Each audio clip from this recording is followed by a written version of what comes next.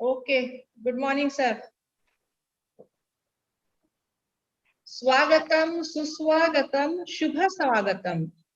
या आभासी मंचावर आपण सर्वांचे मी प्राध्यापक डॉक्टर दमयंती घागरगुंडे, गृहार्थशास्त्र विभाग प्रमुख नबीरा महाविद्यालय काटोल आपले शब्दसुमनांनी स्वागत करते. आजच्या या कार्यक्रमाचे अध्यक्ष आहेत प्राचार्य डॉक्टर सुनील कुमार नवीन, नबीरा महाविद्यालय काटोल यांचेही मी इथे शब्दसुमनांनी स्वागत करते. गृहार्थशास्त्र या विषयाअंतर्गत सप्टेंबर महिना हा पोषण महिना म्हणून साजरा केला जातो. यात आपल्या आरोग्याप्रती जागरूकता निर्माण व्हावी या हेतूने सीपी अँड बेरार महाविद्यालय, दयानंद आर्य कन्या महाविद्यालय आणि नबीरा महाविद्यालय काटोल यांच्या संयुक्त विद्यमाने 7 दिवसीय स्टुडंट डेव्हलपमेंट वर्कशॉपचे आयोजन करण्यात आलेले आहे. त्याचा विषय आहे career path in nutrition, career path in nutrition, food safety and wellness, food safety and wellness या विषयावर आयोजित करण्यात आलेला आहे. याकरिता सीपीएन बेरार कॉलेजचे प्राचार्य डॉक्टर मिलिंद बारहाते सर, दयानंद आर्य कन्या महाविद्यालयाच्या प्राचार्य डॉक्टर श्रद्धा अनिल कुमार मॅडम आणि नबीरा महाविद्यालय काटोलचे प्राचार्य डॉक्टर सुनील कुमार नवीन या सर्वांचे सहकार्य आम्हाला इथे लाभलेले आहे. त्याबद्दल मी सर्वप्रथम त्यांचे इथे स्वागत करते आणि आभारही मानते. या आभासी मंचावर आपले सर्वांचे आणि विद्यार्थ्यांचे सुद्धा पुन्हा एकदा स्वागत करते. तंत्रज्ञानाची नवी झेप खिळवून ठेवी साऱ्यांना, तंत्रज्ञानाची नवी झेप खिळवून ठेवी साऱ्यांना, उज्ज्वल भविष्यासाठी इथे अपडेट राहावे लागतेच, उज्ज्वल भविष्यासाठी इथे अपडेट राहावे लागतेच प्रत्येकाला. त्यानुसार या आभासी मंचावर एकापेक्षा एक सरस विषयावर मान्यवरांचे मोलाचे मार्गदर्शन आम्हाला लाभत आलेले आहे. आणि तत्पूर्वी हा कार्यक्रम पुढे नेण्यापूर्वी मी महाविद्यालयाचे प्राचार्य डॉक्टर सुनील कुमार नवीन यांना अशी विनंती करते की त्यांनी आजचे अध्यक्षीय भाषण करावे. Doctor Naveen sir. Thank you Ghagargunde madam. Honourable principal doctor Barhate साहब, honourable principal doctor Shraddha Anil Kumar madam, members on the organizing team, and especially I would like to take the name of Dr. Ratna Parki madam, who has been very impressive while conducting 7-day workshop for students. The head of the department, Dr. Ghagargunde madam of my college, and all other heads of the 2 more collaborating colleges, and student friends.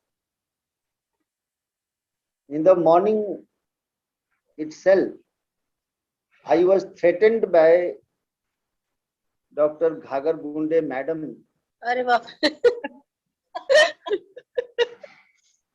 that I am required to speak in Marathi or Hindi.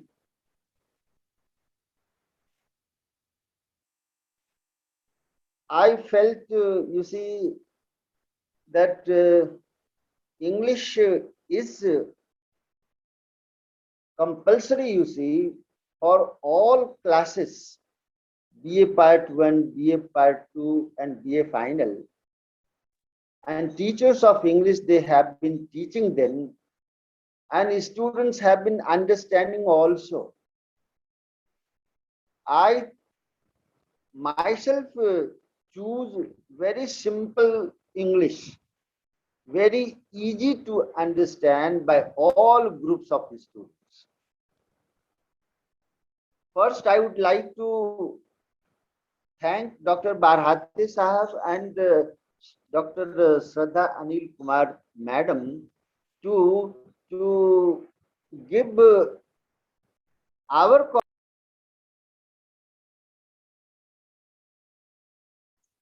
Naveen sir आप mute हो गए, please unmute. workshop, student workshop regarding safety in food, regarding, you see, awareness about creating awareness about wellness, how to remain fit and fine.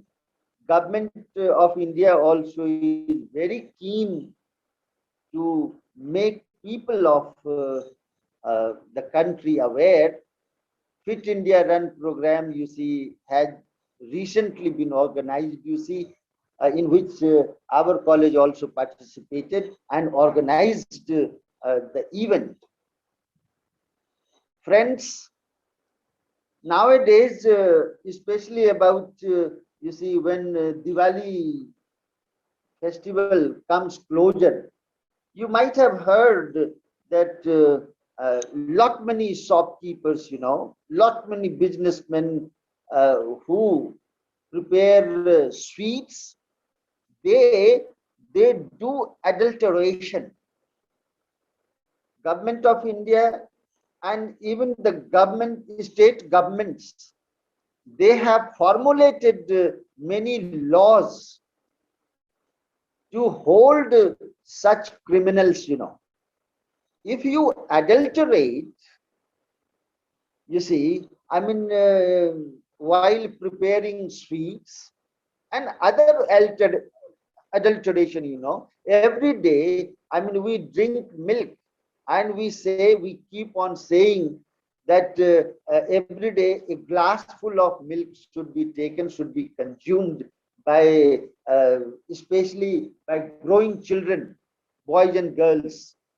And if that milk is adulterated, what kind of future we can create for our students and our population, you see, in general. I wonder how shameless our people have become. And this is very rampant, This is going on quite shamelessly. Adulteration in medicine, adulteration in food products, adulteration, I mean, in drinking water. I mean, we have become very, very shameless. And any case, my feeling is that if a person is found adulterating, you see, with food products, medicines, such a person should be stringently punished. No mercy should be shown to them. This, I mean, we are organizing a 7-day workshop, and through this workshop, I would like to strongly give a message that those people who are responsible for adulteration should strongly be dealt with. Severe punishment should be given so that that becomes an example for others.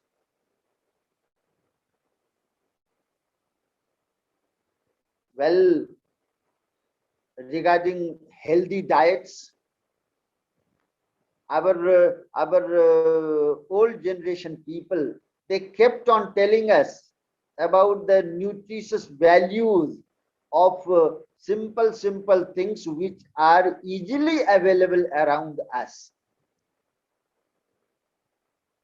Which are easily available around us, but we don't follow. चावल, for example, एक उदाहरण के लिए मैं बताना चाहता हूं कि चावल, धान को लोग जब मिल्क के ऊपर लेके जाते हैं चावल बनाने के लिए, तो इतना पॉलिश कर डालते हैं कि ऊपर का बढ़िया तत्व जो है, जिसमें कि विटामिन्स रहते हैं, अदर न्यूट्रिशियस एलिमेंट्स उसमें रहते हैं, उसको हम हॅलो जाणून बुजून आपण वेस्ट करतो आणि पॉलिश्ड आई मीन चावल जिसमें बहुत कम ये बच जाता है उसको हम कंज्यूम करते हैं. Well through this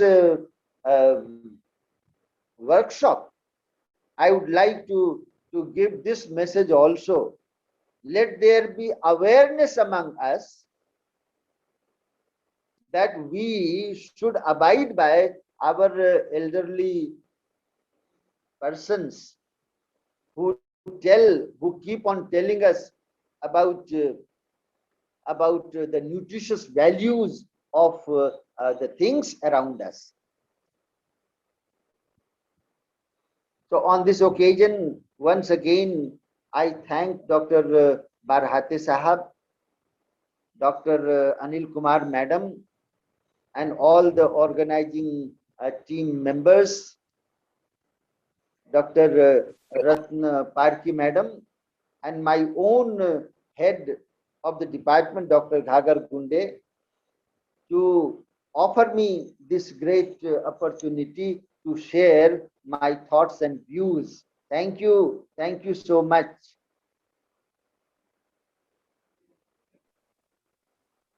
Thank you very much, sir.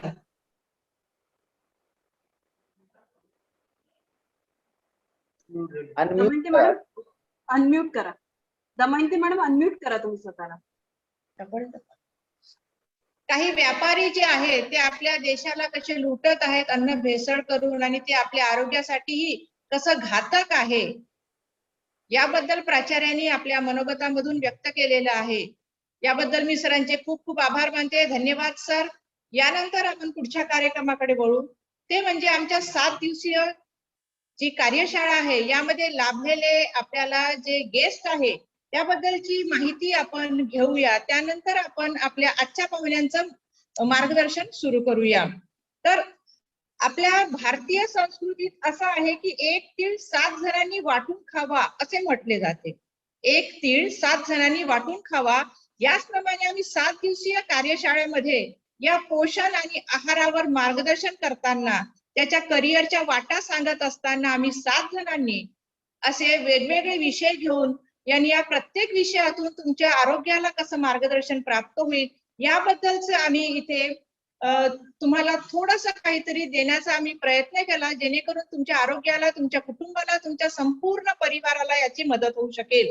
तर सर्वप्रथम आम्ही मेघना पंडित मॅडम यांनी health awareness nutrition for adolescent girls म्हणजे किशोरावस्थेतील मुलींसाठी पोषण आणि आरोग्याची सजगता या विषयावर पहिल्या दिवशी आपल्याला मार्गदर्शन केलेलं होतं. त्यानंतर doctor Sadhana Karade madam VMG college Nagpur यांनी किशोरावस्थेतील मुलींच्या आहाराची गुणवत्ता आणि त्यांच्या पोषणाचे स्थान याबद्दल आपल्याला मार्गदर्शन केलेलं आहे. त्यानंतर तिसऱ्या दिवशी आपण बघितलं डॉक्टर वैशाली धनविजय मॅडम या संत गाडगेबाबा अमरावती युनिव्हर्सिटीत प्रोफेसर आणि हेड ऑफ द डिपार्टमेंट आहे होम सायन्सच्या, ज्यांनी आपल्याला रोग प्रतिकारक शक्ती वाढविण्यासाठी अँटीऑक्सिडंट आपल्या शरीरामध्ये कसे कार्य करतात आणि त्याचाही करिअर मध्ये कसा उपयोग होऊ शकतो यावर चांगले मार्गदर्शन केले. त्यानंतर पुन्हा आपण चतुर्थ दिनी ऐकलं की मेघना पंडित मॅडमनी आपल्याला अन्न सुरक्षा, अन्न दूषितीकरण आणि अन्नाची साठवणूक कशी करायची याबद्दल त्यांनी खूप विस्तृतपणे आपल्याला माहिती दिली, काही व्हिडिओज दाखवले. आणि त्यानंतर आपण बघितलं की 5व्या दिवशी डॉक्टर गोकुला भालेराव मॅडम या SS गर्ल्स कॉलेज गोंदिया इथे गृहअर्थशास्त्र विभाग प्रमुख आहेत. त्यांनी सांगितलं की खेळाडूंच्या आहारात पोषणाचे स्थान. आपण बघतो प्रत्येकच महाविद्यालयामध्ये खेळण्याची टीम असते आणि नागपूर युनिव्हर्सिटी अंतर्गत खेळण्याची टीम खूप प्रसिद्धीमध्ये आहे. तर अशा या खेळाडूंच्या पोषणाच्या साठी काय काय करावं लागतं आणि त्यातून करिअर कसं निवडता येईल याबद्दल त्यांनी मार्गदर्शन केलं. त्यानंतर 6व्या दिवशी डॉक्टर अश्विनी मेश्राम मॅडम या LED कॉलेजला फॅकल्टी मेंबर आहेत होम सायन्स डिपार्टमेंटला, यांनी पोषणाबद्दल मार्गदर्शन आणि जागरूकता कार्यक्रम म्हणजे आपण पोषण आपले कसं असावे आणि त्याबद्दल जागरूक कसं असावं याबद्दलही त्यांनी करिअरच्या वाटा सुद्धा सांगितल्या आणि विद्यार्थ्यांनी आपलं पोषण कसं राखावं याबद्दलही त्यांनी भरपूर विस्तृत माहिती दिली. त्यानंतर म्हणजे आजचा दिवस आहे आणि आज आपल्याला पुन्हा एकदा लाभलेले आहेत प्राध्यापक मेघना पंडित मॅडम. आतापर्यंत या वर्कशॉप मध्ये विविध विषयावर मार्गदर्शन आपण प्राप्त करीत आला, त्याबद्दलची माहिती आम्ही आपल्याला देत आलेलो आहे. आज या अंतिम दिवशी अंतिम पुष्प तुमच्या पुढे प्रस्तुत करणार आहे मेघना पंडित मॅडम. आपल्याला अन्न सुरक्षा, अन्न भेसळ आणि अन्न विश्लेषण यावर ते आपल्याला मार्गदर्शन करणार आहे. असं म्हणतात, अन्नच तारे, अन्नच मारे आणि अन्नच विकार करे.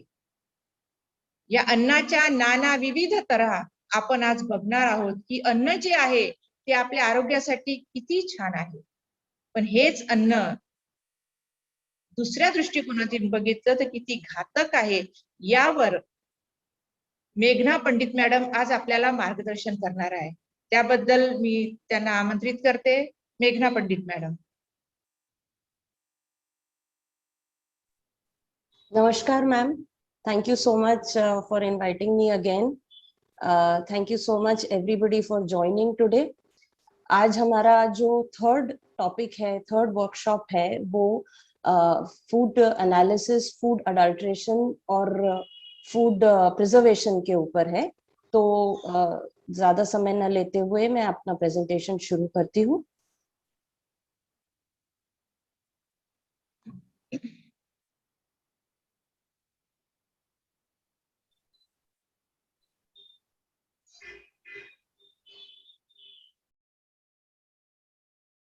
मैम स्क्रीन विजिबल है आपको? जी मैम. सो जैसा मैंने कहा, food adulteration, preservation and food analysis, ये तीनों चीजें एक कॉम्बिनेशन में ऐसी कुछ टेक्निक्स मैं आपको आज बताने वाली हूँ जो हम रोजमर्रा की जिंदगी में यूज कर सकते हैं, ये जानने के लिए कि हमारा जो खाना है, हमारा जो फूड है, वो हमारे लिए कितना सेफ है. जिस तरह से हमने कल बात की कि खाना अगर प्रॉपर्ली स्टोर ना किया जाए तो उसमें बहुत सारी खराबी आ सकती है और उसमें स्पॉइलेज हो सकता है और उसकी वजह से हमें काफी सारी बीमारियां हो सकती हैं. इसी तरह से अगर हम दूषित अन्न, जो अडल्ट्रेटेड फूड है, उसको अगर हम इंजेस्ट करते हैं, उसको अगर हम खाते हैं, तो भी हमें बहुत सारी अलग अलग तरह से तकलीफें हो सकती हैं. इसके बारे में आपको मैं डिटेल्ड डिस्क्रिप्शन आगे बताने वाली हूँ. सो हम शुरुआत करते हैं फूड प्रिजर्वेशन से. प्रिजर्वेशन का मतलब होता है, food preservation, any of a number of methods by which food is kept from spoilage. जो मैंने आपको कल समझाया कि कितनी सारी चीजों की वजह से खाना हमारा खराब हो सकता है.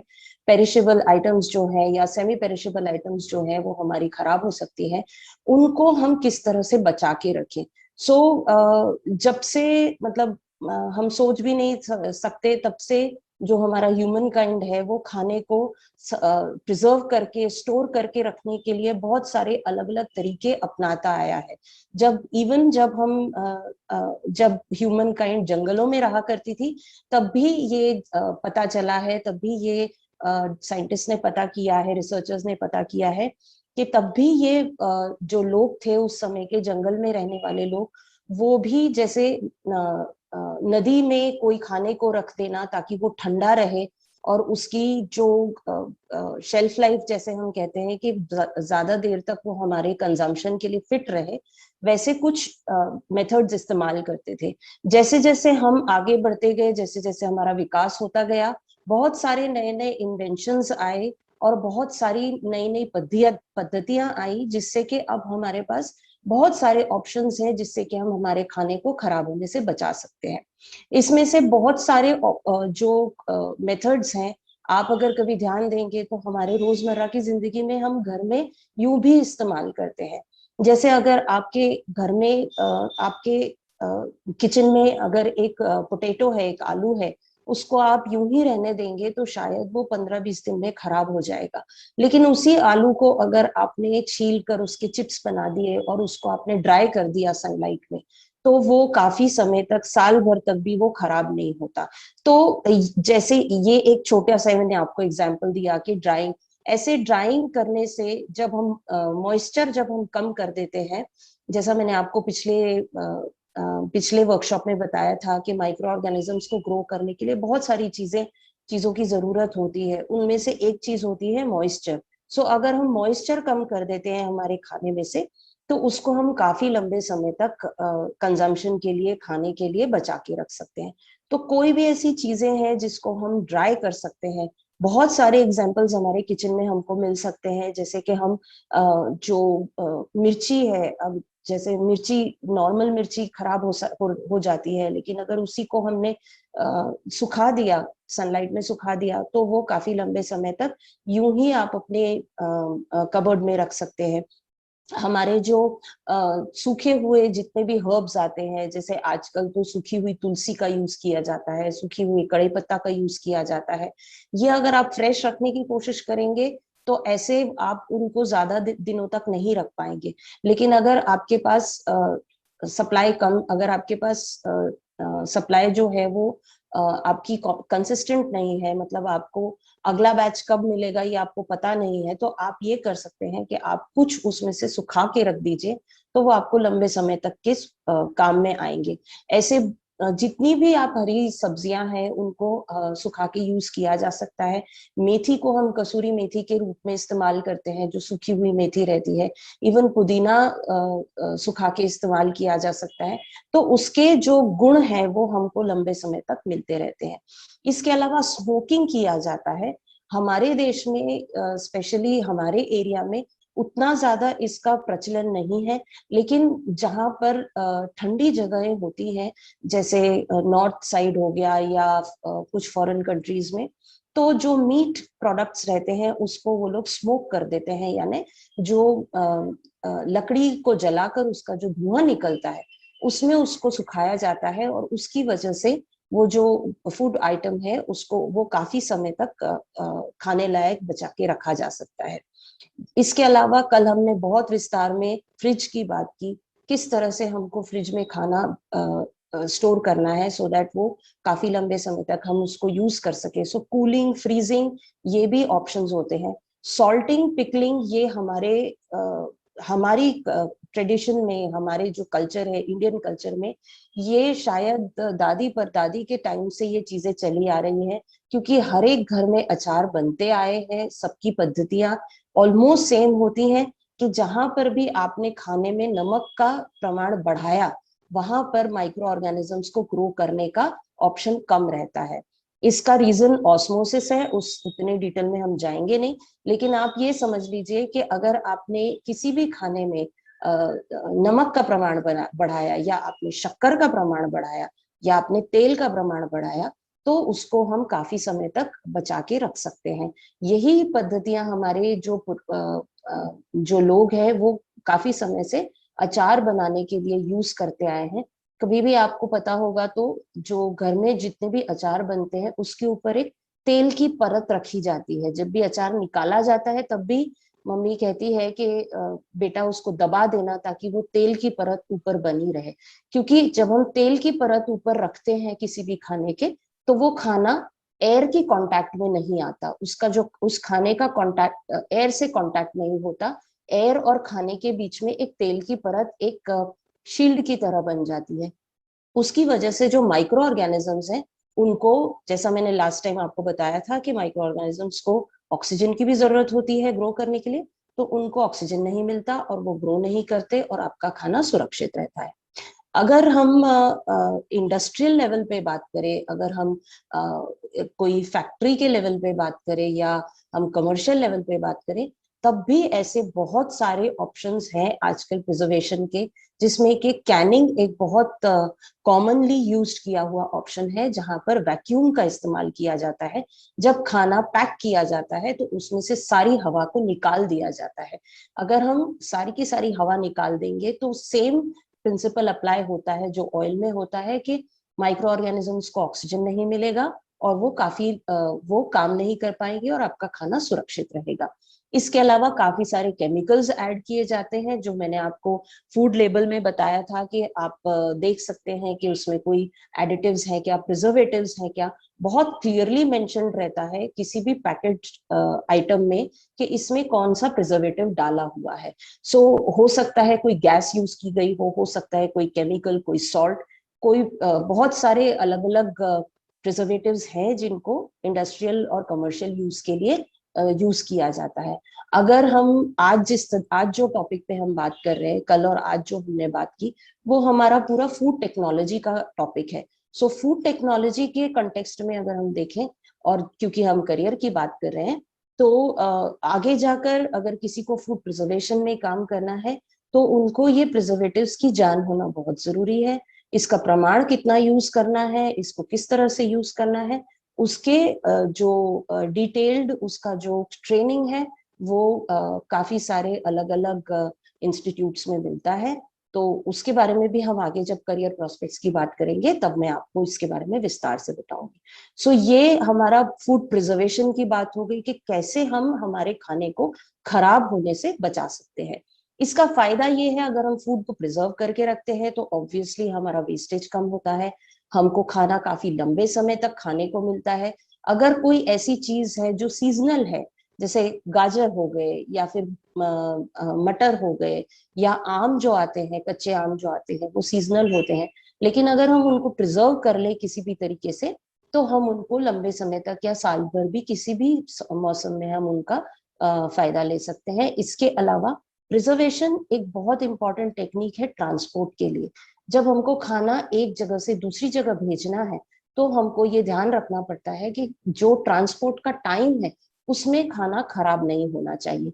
तो इसके लिए भी प्रिजर्वेशन का इस्तेमाल किया जाता है। देखिए, बहुत छोटी छोटी चीजें हम नहीं जानते हुए भी इन टेक्निक्स को इस्तेमाल करते हैं। जैसे हम कभी ट्रैवल करने के लिए जाते हैं तो आप देखते हैं कि अगर कभी ट्रैवल के समय पे हम टिफिन लेके जाते हैं, अगर हम पैक बॉक्स लेके जाते हैं तो उसमें हम कभी ऐसी ग्रेवी वाली सब्जी या कोई ऐसी खराब होने वाली सामान नहीं लेके जाते। मोस्ट ऑफ द टाइम्स हमको अचार हम उसमें पैक करते हैं क्योंकि हमको पता रहता है कि अचार हमारा खराब नहीं होगा। Okay, so this is all about food preservation. Next is a very big and a very bold and a very common and a very popular slogan, जागो ग्राहक जागो। ये जो सीरीज है जागो ग्राहक जागो की, ये सीरीज गवर्नमेंट ऑफ इंडिया ने बहुत सालों पहले से शुरू की हुई है, जहां पर क्या एज कंज्यूमर्स हम जो भी सामान, अगर आप कोई भी सामान बाजार से खरीद रहे हैं तो आप कंज्यूमर हैं, या आप कोई भी सामान यूज कर रहे हैं तो आप उसके कंज्यूमर हैं।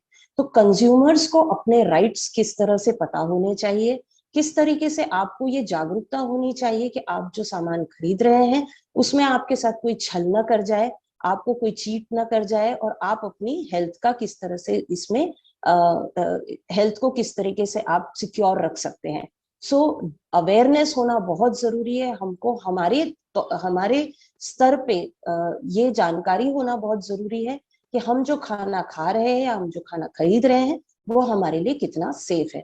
जैसा कि सर ने कहा, प्रिंसिपल सर ने कहा कि लोग बहुत ज्यादा अडल्ट्रेशन करते हैं, लोग बहुत ज्यादा मॉनेटरी गेन के लिए, पैसे कमाने के लिए किसी भी हद तक गिरने के लिए तैयार हो जाते हैं। ये नहीं सोचते कि वो जो काम कर रहे हैं उससे किसी और की हेल्थ को कितना नुकसान हो सकता है। तो जैसे हम कहते हैं ना कि हमारी सुरक्षा, अपनी सुरक्षा अपने हाथ, तो हमारे अन्न की सुरक्षा भी अपने ही हाथों में होती है। हम जो भी सामान ले रहे हैं या जो भी सामान इस्तेमाल कर रहे हैं उसके बारे में जागरूकता होना बहुत ज्यादा जरूरी है। सो ये जो जागो ग्राहक जागो की सीरीज, शायद जो मेरी उम्र के लोग हैं उनको शायद वो छोटे छोटे वीडियो क्लिप्स भी याद होंगे, जहां पर एक गृहिणी कुछ कुछ बातें बताती रहती थी कि आपने अगर कोई प्रॉब्लम आती है तो आप कंज्यूमर सेल में किस तरह से जा सकते हैं और आप क्या क्या कर सकते हैं। तो इसी सीरीज के अंतर्गत मैं आपको आज कुछ ऐसी चीजें बताऊंगी जो आप जो खाना रोज इस्तेमाल करते हैं वो कितना सेफ है कि नहीं, वो जानने के लिए आपको फायदेमंद होगा। सो शुरुआत करते हैं हम फूड एनालिसिस से। ये थोड़ा सा टेक्निकल है। फूड एनालिसिस का मतलब होता है कि हमारे खाने में क्या है। बेसिकली आपके सामने अगर कोई भी खाद्य पदार्थ रखा हुआ है, चाहे वो रोटी है, सब्जी है, या कोई रॉ मटेरियल है, गेहूं है, चावल है, कोई हरी पत्तेदार सब्जी है, या कोई पैक्ड फूड है, चिप्स है, या कोई केक है, या कोई भी ऐसा सामान है, उस खाने के अंदर क्या है ये जानना और इसके बारे में अवेयर होना ये बहुत जरूरी है। सो इसके बहुत सारे ये एक बहुत बड़ा विषय है फूड एनालिसिस का, जिसमें के बहुत सारे अलग अलग तरीके के टेस्ट किए जाते हैं ये जानने के लिए कि इस खाने के अंदर कोई एडिटिव्स तो नहीं है, मतलब कि इसमें कोई ऊपर से कोई चीज ऐसी तो नहीं डाली गई है जिससे कि उसका शायद टेस्ट बढ़े या उसका अपीयरेंस अच्छा लगे, या उसमें कोई फायदेमंद चीज डाली गई है, ऐसा कुछ तो नहीं है। ये एक कंपोनेंट है फूड एनालिसिस का। इसके अलावा कोई टॉक्सिन्स तो नहीं आ गए हैं, जैसा मैंने कल आपको हजार्ड्स में बताया था कि केमिकल हजार्ड्स पेस्टिसाइड्स के रूप में हमारे खाने में एंटर कर जाते हैं, या हम जो सामान इस्तेमाल करते हैं, प्लास्टिक इस्तेमाल करते हैं, तो उसके थ्रू कोई केमिकल्स हमारे खाने में आ जाते हैं, तो वो भी हम जान सकते हैं फूड एनालिसिस करके। फूड अडल्ट्रेशन तो नहीं हुआ है, कोई ऐसा सामान जो हमारे लिए खराब है हमारे खाने में ऐड तो नहीं किया गया है, या फिर कोई माइक्रो ऑर्गेनिज्म या वायरस तो नहीं है खाने में, ये भी हम फूड एनालिसिस के द्वारा पता कर सकते हैं। रॉ मटेरियल का और पके हुए खाने का, दोनों तरीके के खाने का हम फूड एनालिसिस कर सकते हैं। इसके साथ साथ जो हम साइंटिफिकली जो हम पढ़ते हैं ना कि फूड कंपोनेंट्स जो रहते हैं, proteins, carbohydrates, fats, vitamin, minerals, ये किस मात्रा में हमारे खाने में है, ये भी हम फूड एनालिसिस से पता कर सकते हैं। ये जानना इसलिए भी बहुत जरूरी है क्योंकि कई बार जो क्लेम्स लोग करते हैं, जो package food, specially package foods में आप देखो बहुत बड़े बड़े अक्षरों में लिखा होता है कि इसमें बहुत हाई प्रोटीन है, या ये फैट फ्री है, या इसमें एडिड विटामिन है, या इसमें कैल्शियम बहुत ज्यादा है, या इसमें इतने ग्राम शुगर है, इसमें इतना ये है, इसमें बहुत सारे बड़े बड़े शब्दों में बहुत बड़ी बड़ी बातें पैकेट्स पे लिखी होती है। मैं ये नहीं कहती कि हर कंपनी या हर इंसान अपने फायदे के लिए झूठ बोलता है, लेकिन हम अगर अवेयर रहते हैं और अगर हम जो खा रहे हैं या जो हम इस्तेमाल कर रहे हैं उसको किस तरीके से चेक करना है ये हमको अगर पता है, तो हम अपने लिए थोड़े से एक कहते हैं ना कि हम निश्चिंत हो जाते हैं कि जो लिखा है वो सही है। क्रॉस चेक करना कभी भी अपने लिए बहुत अच्छा होता है। सो हम शुरुआत करते हैं कुछ ऐसी चीजों से जो कि फूड में होती हैं, मतलब जो मैंने आपको कहा फूड कंपोनेंट्स के बारे में, कि जो कार्बोहाइड्रेट्स है या प्रोटीन्स है या फैट्स है, ये हमारे खाने में होती हैं, ये पार्ट ऑफ, ये न्यूट्रिएंट्स हैं जो कि हमारे खाने से हमको मिलने चाहिए, है ना। या फिर हमको अगर उसका कोई मेडिकल कंडीशन या हम ये चाहते हैं कि हमारे खाने में ये चीज ना हो, तो भी हमें इसका किस तरह से टेस्ट करना है ये हमको पता होना चाहिए। जैसे कि कुछ चीजें होती है जिसमें स्टार्च अगर आप अवॉइड करना चाहते हैं या आप देखना चाहते हैं कि स्टार्च प्रेजेंट है कि नहीं, तो बहुत ही सिंपल सा एक टेस्ट है कि आप खाने को लीजिए, उसमें कुछ आयोडीन सोल्यूशन के ड्रॉप्स डालिए। अगर खाना ब्लू कलर में चेंज हो जाता है, उसके खाने का कलर अगर ब्लू में चेंज हो जाता है, तो आप ये कह सकते हैं कि उसमें स्टार्च प्रेजेंट है। और अगर कलर चेंज नहीं होता है तो डेफिनेटली उसमें स्टार्च नहीं है। तो जहां पे भी आपको स्टार्च फ्री लिखा हुआ दिखे, आप ये टेस्ट जरूर करके देखिए, क्योंकि पता कर लेना बहुत अच्छा है। अगर हम अपने आप से जान लेते हैं कि हम जो खा रहे हैं, जो हम देख रहे हैं, क्या वो सच है कि नहीं, तो उसके लिए हम ये टेस्ट कर सकते हैं। देन कम्स प्रोटीन, जहां पर आपको ये लिखा हुआ मिले या आपको लगे, कोई किसी ने आपको बता दिया अरे इस चीज में बहुत ज्यादा प्रोटीन होता है या इस चीज में प्रोटीन नहीं होता है, तो आप एक सिंपल सा टेस्ट अपने घर में कर सकते हैं। कॉपर, इसके लिए आपको कॉपर सल्फेट सोल्यूशन लगेगा और कॉस्टिक सोडा सोल्यूशन लगेगा। थोड़ा सा टेक्निकल लग सकता है, लेकिन ये जो चीजें हैं ये बाजार में बहुत आसानी से मिल जाती हैं, या आप अपने कॉलेज के लेबोरेटरी में भी ये कर सकते हैं।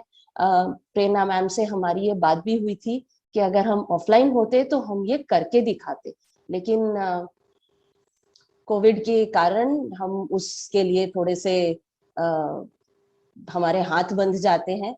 और क्योंकि इस समय मेरे पास ये चीजें नहीं है तो मैं आपको करके नहीं दिखा सकती, लेकिन मैं जो आपके टीचर्स हैं, आपके जो हेड्स हैं, उनसे जरूर ये रिक्वेस्ट करूंगी कि प्लीज जब भी आप लोग ऑफलाइन क्लासेस शुरू करें, ये बहुत सिंपल टेस्ट हैं, इनको बच्चों को करवाइए। और जब बच्चे क्लियरली देखेंगे तो उनको ज्यादा अच्छे से समझ में आएगा।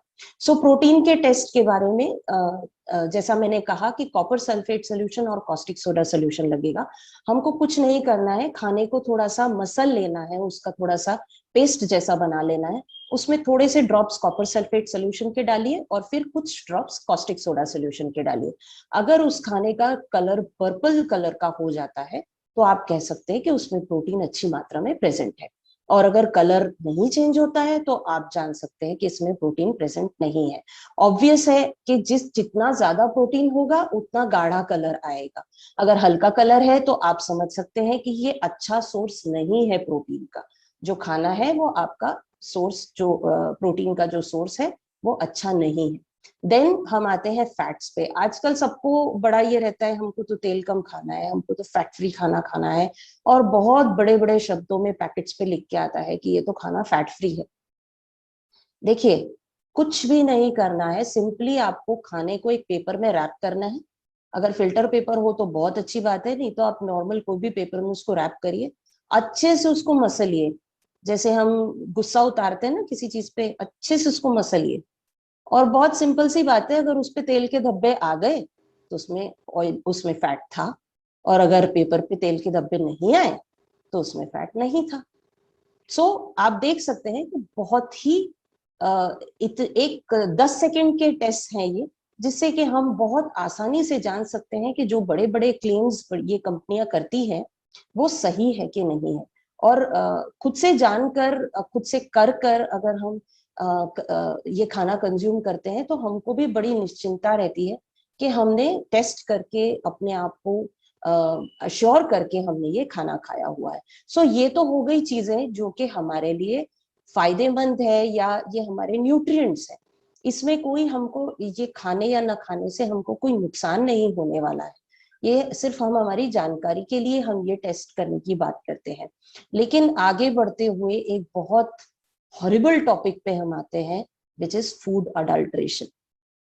सो एक जो टेक्निकल जो उसकी परिभाषा दी गई है, food adulteration refers to the act of intentionally debasing the quality of food by either adding or replacing the food substances with undeclared alternative components, or by the removal of some valuable components. This is usually done to lower the cost or increase the bulk of a given food product.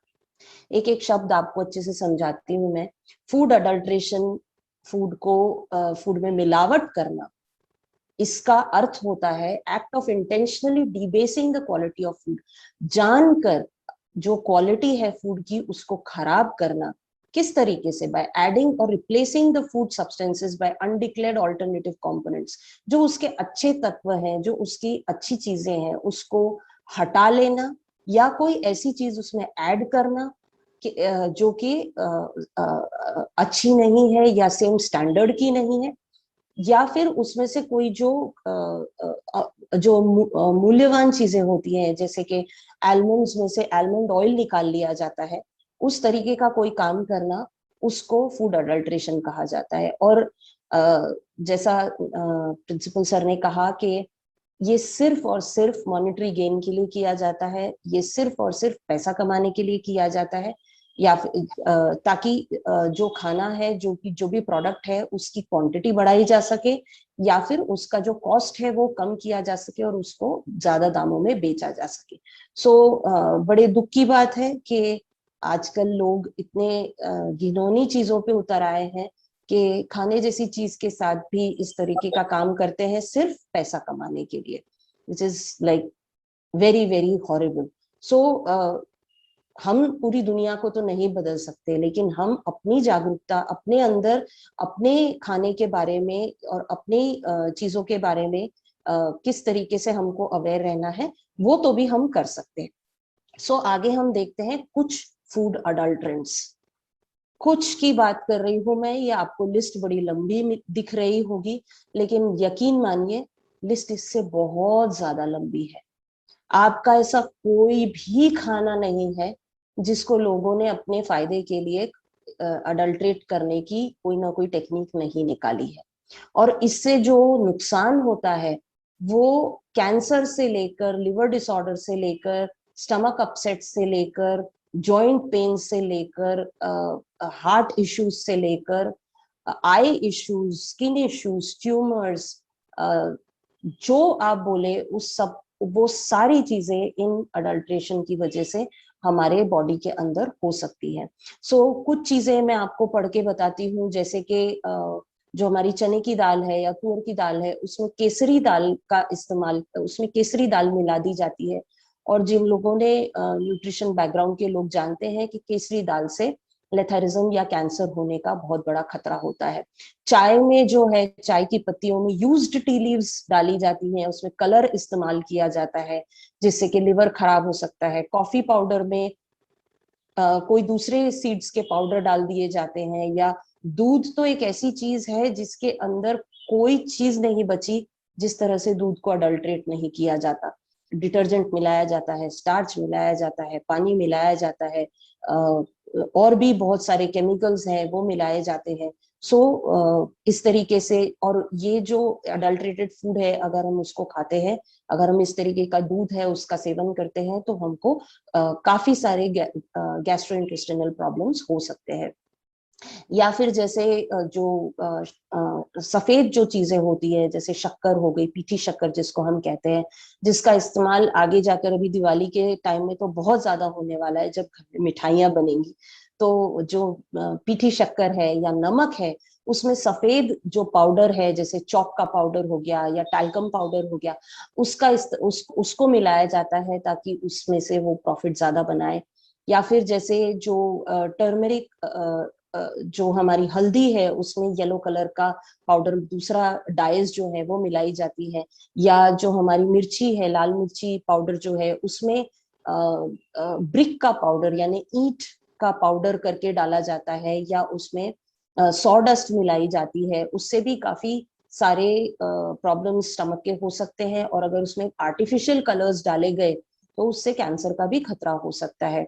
या फिर जैसे हमारे जो हमारा हनी है, हनी में बहुत ज्यादा, शहद जिसको हम कहते हैं, उसमें बहुत ज्यादा मिलावट की बातें सुनने को आती है। उसमें तो सीधा सीधा शक्कर का पानी मिला दिया जाता है। तो वो भी हमारे लिए ऑब्वियसली, हम महंगा हनी खरीदते हैं और हमको मिलता क्या है, अडल्ट्रेटेड हनी, तो हमारे लिए वो काफी नुकसानदायक भी हो सकता है। ऐसे कितनी सारी चीजें हैं, मतलब मैंने बहुत कम चीजें यहाँ पे लिखी हैं, और ऐसी जो लिस्ट है वो इतनी लंबी है कि हम उसी के बारे में बात करते रह जाएंगे, मेरा 1 घंटा खत्म हो जाएगा। बहुत ज्यादा इस पे मैं ड्वेल नहीं करूंगी। हमको सिर्फ इतना अवेयरनेस रखनी है कि ये सारी चीजों से हम कैसे बचें। इसका कारण सबसे बड़ा ये भी है कि एक तो हम हमारी हेल्थ के साथ भी, हमारी हेल्थ के लिए भी हमारे को जागरूक रहना है, प्लस हम हमारे पैसे क्यों बर्बाद करें, हम ऐसी चीज, सब स्टैंडर्ड चीज क्यों लें जो कि हमारे लिए, जो कि हम पूरा पैसा देकर हम खरीद रहे हैं। ये आपको थोड़ा सा एक सीरियस नोट पर ये स्लाइड मैंने आपको दिखाई है कि जो हार्मफुल इफेक्ट्स हैं उसका बहुत ध्यान रखिए, कि ऐसी कोई चीज नहीं है जो कि हमारी बॉडी में खराब नहीं हो सकती अगर हम ये अडल्ट्रेटेड फूड प्रोडक्ट्स को यूज करते हैं। इसके बाद आगे मैं आपको, अब आप मुझसे कहेंगे कि मैडम इतनी सारी चीजें हैं और लोग तो क्या क्या नहीं ऐड करते और क्या क्या नहीं इस्तेमाल करते, तो हम इतने सारी चीजों को कैसे पता करें। तो डरने की कोई बात नहीं है। घर में सामान न होते हुए भी आप कैसे कुछ चीजों का टेस्ट कर सकते हैं, ये मैं आपको अभी दिखाती हूँ।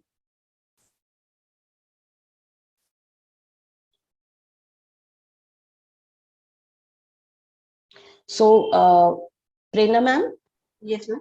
कुछ चीजें हम घर पे इसी समय करके देखेंगे। मैं आपको दिखाती हूँ, अगर क्लियर नहीं है तो प्लीज मुझे बताइएगा, बिकॉज ये एंगल थोड़ा सा मतलब कैमरे मिल का सकता है। एंगल एंड ऑल, ओके वो थोड़ा सा अगर कुछ गड़बड़ होता है तो हमको पता रहेगा, राइट। अब देखिए यहाँ पे मैं आपको दिखा रही हूँ, बताइए क्या दिखा आपको? भिंडी दिख रही है ना? बहुत प्यारी हरी हरी भिंडी दिख रही है आपको। मैम क्लियर है ना कि छोटा दिख रहा है? यस क्लियर है मैम। क्लियर है ना? सो आपको बहुत Yes. प्यारी अच्छी भिंडी दिख रही है। क्या आप इसको देख के कह सकते हैं कि इसमें से कौन सी भिंडी कलर लगाई हुई है और कौन सी नहीं?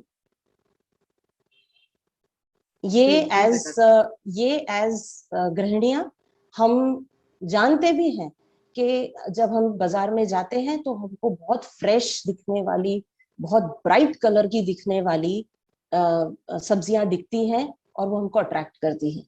लेकिन ये याद रखिए कि नेचर में कभी भी भड़ाक कलर्स नहीं होते। नेचर में हमेशा सॉफ्ट कलर्स होते हैं। कोई भी चीज आपको एकदम ब्राइट दिखती है तो कहीं ना कहीं कुछ तो गड़बड़ है। थोड़ा सा वो एटीट्यूड रखिए जो सीआईडी वाले का है ना, कुछ तो गड़बड़ है। सो इसका टेस्ट कैसे करेंगे? ये हमारी भिंडी है, कुछ नहीं करना है। आपको एक कॉटन लेना है। इस कॉटन को आप, ये पानी है, आप पानी में डिप कर लें। आप ऑयल भी इस्तेमाल कर सकते हैं। जब आप पानी या ऑयल में आप इस कॉटन को डिप करेंगे और आप सिर्फ, आपको कुछ भी नहीं करना है, सिर्फ इस भिंडी को इस तरह से आपने पोंछना है। और दिखा है आपको? यस देख रहे हैं कि किस तरह से कलर निकला है? आप कोई ऑयल इस्तेमाल कर सकते हैं। ये मैंने सादा पानी इस्तेमाल किया, प्लेन वाटर इस्तेमाल किया है, कुछ नहीं किया है। कॉटन में डिप किया है, भिंडी को मैंने सिर्फ हल्के हाथ से रगड़ा है और आपको ये कलर दिख रहा है। वहीं अगर हम एक दूसरी भिंडी ले लेते हैं, मतलब जो मुझे पता है कि जिसमें कलर नहीं लगा है वो ले लेते हैं, और जब हम इसको गीले कॉटन में डिप करके जब हम पोंछते हैं तो आपको कोई कलर नहीं दिखता। एक सवाल था मैडम। हाँ जी। बाजार से तो हम भिंडी लाते ही हैं और उसको धोते भी है, तो पानी में फिर वो कलर नहीं आता है क्या? मैडम मैंने आपको कहा कि आपको भिंडी को घिसना है। पोंछना है। इस तरीके से हम कभी नहीं धोते मैम। हाँ और जितने बड़े बर्तन में या जितने हम क्या करते हैं, या तो हम भिगा के रखते हैं, या फिर अभी जो कोविड के टाइम्स में हम भिगा के रखने की ज्यादा ये चालू है, या फिर हम उसको खुले पानी में धोते हैं। तो वो रंग जो है वो इतना लाइट हो जाता है कि हमको समझ में नहीं आता। सो आप क्या कर सकते हैं, अपने पर्स में एक कॉटन का टुकड़ा रखिए ना। आप अपने पर्स में एक कॉटन का टुकड़ा रखिए, वहीं पे जाके उसके सामने ही पोंछ के बता दीजिए, देखिए बेवकूफ मत बनाइए, हम ये रंग खाने के लिए पैसा नहीं दे रहे हैं। हमें अगर थोड़ी सी कम हरी भिंडी भी मिलेगी तो चलेगा, लेकिन प्रोडक्ट जो है वो प्योर होना चाहिए, राइट। सो ये हो गया हमारा। इसी तरीके से आप सारी सब्जियों को चेक कर सकते हैं। जो बहुत कुछ हमको सुनने मिलता है, टमाटर लाल किए हैं, पपीता ऑरेंज किया है, ऑरेंज कैरेट को ऑरेंज किया हुआ है, मटर कई बार बहुत हरे करके, जो मटर के दाने हमको मिलते हैं वो कई बार बहुत हरे करके मिलते हैं। तो वो भी आप इस तरीके से एक बार टेस्ट कर सकते हैं। अभी हमने मिल्क की बात की कि मिल्क में बहुत सारी चीजें आपको अडल्ट्रेशन मिलता है। इसमें सबसे बड़ा और सबसे कॉमन एग्जाम्पल जो कि हमारे लिए एक रोजमर्रा का डायलॉग हो गया है दूध लेते समय, भैया पानी कम डाला करो। कितना पानी डालते इतना पतला दूध आता है ना। ये तो ऐसा डायलॉग हो गया है जैसे कि हम एक रोज की। लेकिन चेक करके देखिए ना, तो अगर आपके पास दूध का सैंपल है, कुछ भी नहीं करना है, आपने एक ऐसी थाली लेनी है, कोई भी प्लेट, कोई थाली, कोई भी स्लांटिंग सरफेस आप ले सकते हैं। वाइट या ट्रांसपेरेंट मत लीजिए क्योंकि आपको दिखेगा नहीं। सो कुछ जो ओपेक बैकग्राउंड है उसका आप लीजिए। एक सिंपल सा टेस्ट है। जब आप प्योर मिल्क की दूध की एक बूंद इस पे डालेंगे, मैम दिख रहे हैं? हाँ मैडम दिख रहा है। तो आप देख रहे हैं कि ये बहुत धीरे धीरे उतर रही है और ये एक लाइन छोड़ती हुई जा रही है, क्योंकि दूध में फैट्स होते हैं तो वो फैट्स आपकी थाली पे चिपक जाते हैं और वो उस पे एक लाइन बन जाती है। लेकिन वहीं जब आपके दूध में बहुत ज्यादा पानी है या थोड़ा उसमें पानी है, तो ये देखिए, ये आपका नॉर्मल दूध है और ये आपका पानी वाला दूध है। बहुत ही सिंपल सा टेस्ट है, दूध वाले के सामने करिए और उसको बताइए कि देखो भैया, बुद्धू मत बनाओ प्लीज, पानी के पैसे मत लो, पैसे ले रहे हो तो अच्छा सामान दे दो। वहीं पे हम कभी कभी देखते हैं, बहुत हमको सुनने में आता है, डर लगता है कि हमको सुनने में आता है कि दूध में डिटर्जेंट मिलाते हैं, दूध में बहुत सारी ऐसी चीजें जो कि उसका प्रमाण बढ़ जाए। तो जैसे ये मैंने 2 सैंपल्स लिए हैं दूध के, आप देखकर बता सकते हैं कि इसमें डिटर्जेंट है क्या? नहीं बता सकते, दोनों एक समान दिख रहे हैं। कुछ भी नहीं करना है आपने, मैंने इसको एक जार में लिया है, आप चाहें तो आप एक ग्लास में भी ले सकते हैं, लेकिन मैंने जस्ट क्योंकि अभी दिखाना था इसलिए मैंने इसको जार में लिया है। आप इसमें थोड़ा सा पानी डालिए, वही चीज मैं इस सैंपल के साथ भी करती हूँ। मैम अगर थोड़ा भी एंगल आगे पीछे हो रहा होगा तो प्लीज बताइएगा। दिख रहा है ना आपको? हाँ मैडम। हाँ, सो ये दोनों जार्स को हमने थोड़ा थोड़ा पानी डाल लिया। अब बैठ के सिर्फ इसको शेक करिए, फर्क दिख रहा है? ये हमको पता है, ये हम रोज करते हैं, जब हम कपड़े भिगाते हैं, जब हम बर्तन धोते हैं, हमको पता है कि साबुन का झाग बनेगा। डिटर्जेंट अगर है, किसी भी तरीके का साबुन है, तो उसका झाग जरूर बनेगा। सो आपको कुछ नहीं करना है, इसमें डिटर्जेंट है, इसमें नहीं।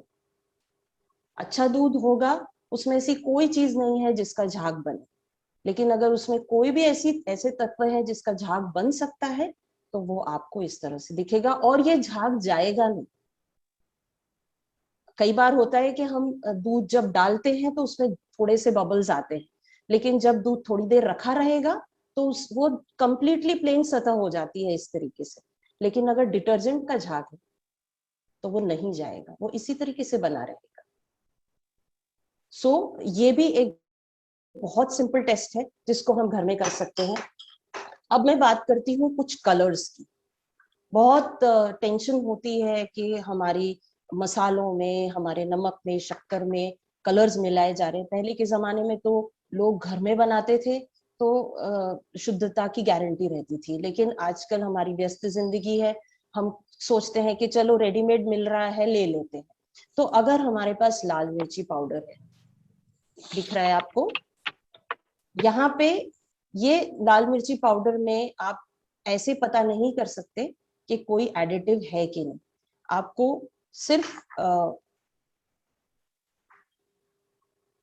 जस्ट अ मिनट,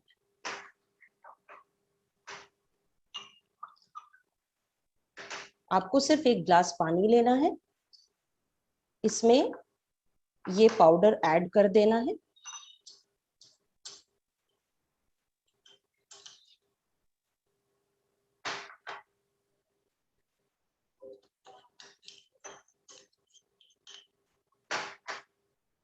इस तरीके से, और आपको इसको मिक्स करना है। सिर्फ पानी लिया है मैंने, और आपका जो भी सैंपल है उसको, आपका जो भी खाद्य पदार्थ का सैंपल है उसको आपने इस तरीके से पानी में डालकर मिक्स कर देना है। दोनों सैंपल्स को मैंने मिक्स कर दिया है, आपको भी मैं डिफरेंस बता देती हूँ।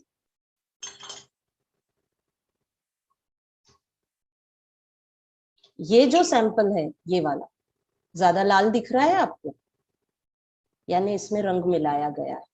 वहीं ये जो सैंपल है, ये असली मिर्ची का सैंपल है।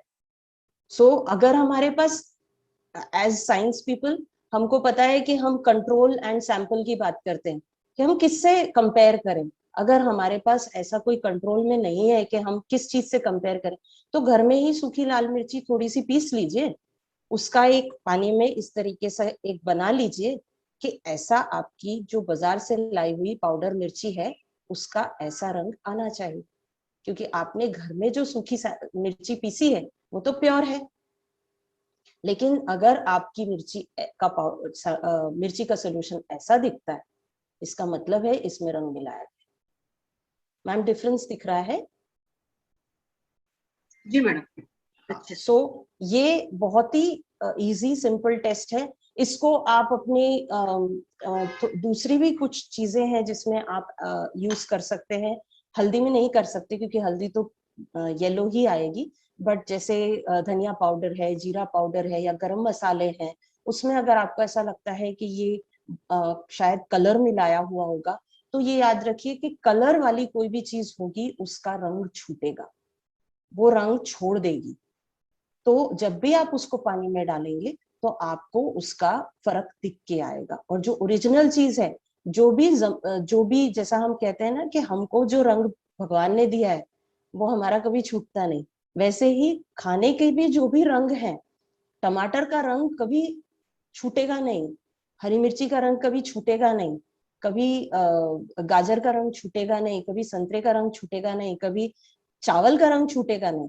लेकिन अगर कलर ऐड किया है उसमें किसी भी तरीके से उसको ब्राइट बनाने के लिए, तो उसको आप पानी का टेस्ट करके देखेंगे, आपको क्लियरली समझ में आ जाएगा कि इसमें कुछ ना कुछ मिलावट है।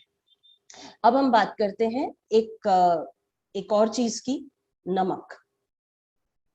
नमक या शक्कर, जैसा मैंने कहा, पीठी शक्कर, नमक, ये पाउडर्स आपको 2 सैंपल्स दिख रहे हैं इसमें। ये इसमें हमको बहुत खतरा होता है कि चॉक पाउडर, टैल्कम पाउडर, ऐसी कोई चीज तो नहीं मिलाई गई है। तो मैंने यहाँ पे नमक लिया हुआ है। आप सेम टेस्ट शक्कर के साथ भी कर सकते हैं। और दूसरी कोई वाइट आपका कोई पाउडर है, बेकिंग पाउडर या बेकिंग सोडा या कोई और दूसरे पाउडर्स, कॉर्न स्टार्च वगैरह कोई भी चीज है, तो आप उसको इस तरीके से टेस्ट कर सकते हैं। तो ये अगेन मैंने 2 ग्लासेस लिए हैं पानी के। सेम हमको चीज करनी है जो हमने मिर्ची के साथ की, हमको सिर्फ इसको ऐड करना है पानी में।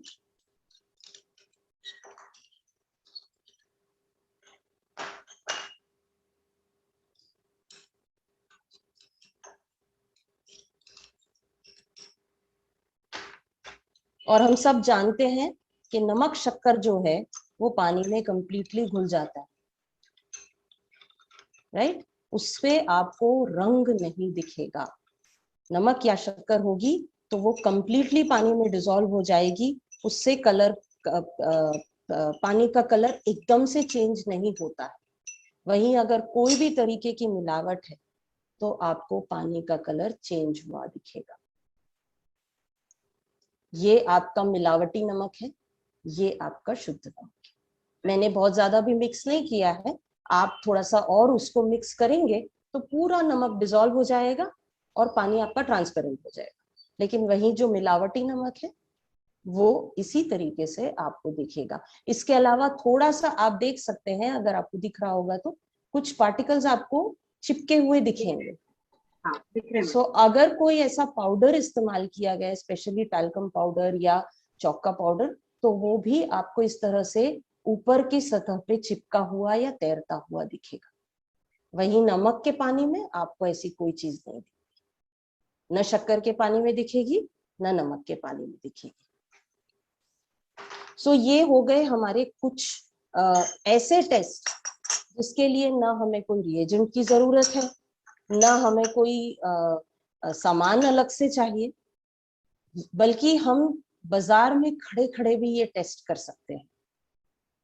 आप चाहें, आप अगर बाजार में वैसे तो मेरा ओपिनियन यही रहता है कि जितनी भी चीजें हम खरीद रहे हैं, पैकेट में जो चीजें आती हैं ऐसे ब्रांड्स की खरीदिए जिनमें जिनका बहुत अच्छा रेपुटेशन है और जिनके ऊपर जो गवर्नमेंट के जो सील्स हैं वो लगे हुए, एग मार्क का सील होना चाहिए, FSSAI का सील होना चाहिए या ISI का सील होना चाहिए। इसका मतलब होता है कि वो ट्राइड एंड वो टेस्टेड प्रोडक्ट्स हैं। अगर आप खुली चीजें खरीद रहे हैं तो ये सारे टेस्ट आप आसानी से इवन बाजार में भी कर सकते हैं। इसके अलावा मैं आपको कुछ और टेस्ट दिखाती हूँ जो कि हम घर पे कर सकते हैं। इसके मैंने कुछ वीडियोस निकाल के रखे हैं, तो आपको मैं ये दिखाती हूँ, जस्ट अ मिनट में शेयर करती हूँ आपको।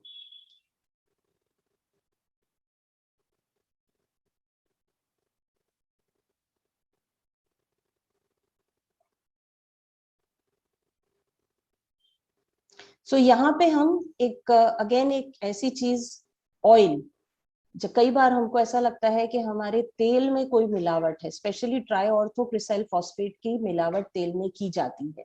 तो ये हम कैसे टेस्ट कर सकते हैं, ये मैं आपको दिखाती हूँ। एक मिनट में फिर से इसको शेयर करती हूँ, शायद इसमें आपको आवाज नहीं है।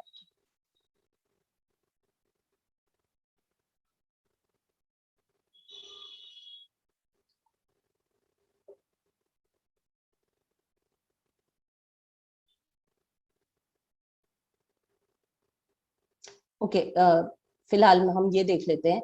अगर दूध में स्टार्च का अडल्ट्रेशन है, दूध में अगर स्टार्च का पानी मिलाया हुआ है या कोई भी ऐसी चीज मिलाई हुई है जो स्टार्च युक्त है, स्टार्च का पाउडर इस्तेमाल करते हैं लोग, तो वो हम कैसे चेक करें, ये इस वीडियो में दिखाया हुआ।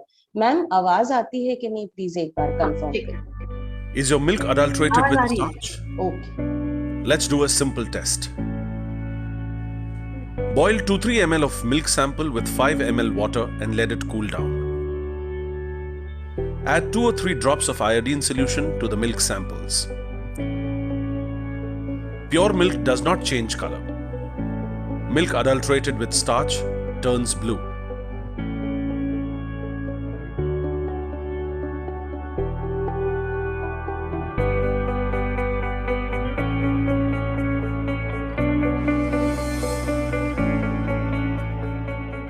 सो ये जो टेस्ट आपने देखा, ये सेम जो मैंने आपको पहले कंपोनेंट्स वाला टेस्ट बताया था कि आप स्टार्च के बारे में आप टेस्टिंग कर सकते हैं, ये उसी तरीके का टेस्ट है। तो आप ये समझ सकते हैं कि जो स्टार्च किसी भी खाने में है तो किस तरह का रंग आएगा।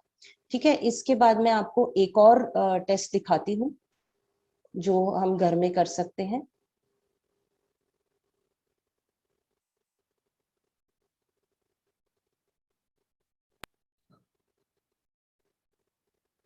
ये एक ऐसा टेस्ट है जहाँ पे कई बार हमको लगता है कि जो हमारे काली मिर्ची के जो दाने हैं उसमें कई बार पपाया के सीड्स ऐड किए जाते हैं, पपीते के सीड्स ऐड किए जाते हैं उसकी प्रॉफिटेबिलिटी बढ़ाने के लिए, क्योंकि पपीते के सीड्स तो वैसे ही कचरे में जाते हैं और काली मिर्ची काफी महंगी चीज होती है। सो ये हम कैसे पता कर सकते हैं, इसके बारे में इस वीडियो में बताया हुआ है, देखिएगा। मैम आवाज। Is your black pepper adulterated with papaya seeds? Let's do a simple test.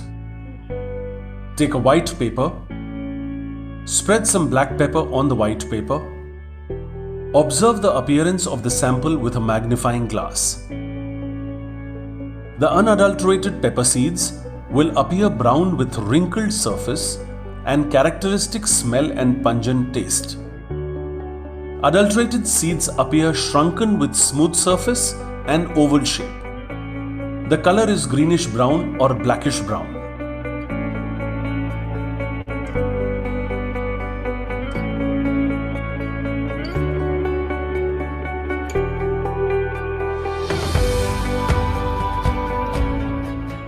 सो देखा आपने, सिर्फ एक पैनी नजर रखकर हम ये जान सकते हैं कि हम जो खरीद रहे हैं वो सही चीज खरीद रहे हैं या नहीं। स्पेशली जो गृहिणियां होती हैं उनकी तो इतनी नजर बारीक होती है कि हम इमीडिएटली पता कर लेते हैं, बट जहां देखना चाहिए वहां हम शायद चूक कर जाते हैं। सो ये ध्यान रखिए कि जो आप चीज खरीद रहे हैं वो कैसी होनी चाहिए ये आपको पता होना चाहिए और उसको उसी तरीके से देख कर खरीदिए। इसके अलावा और भी एक दो टेस्ट हैं जो मैं आपको दिखाना चाहती हूँ।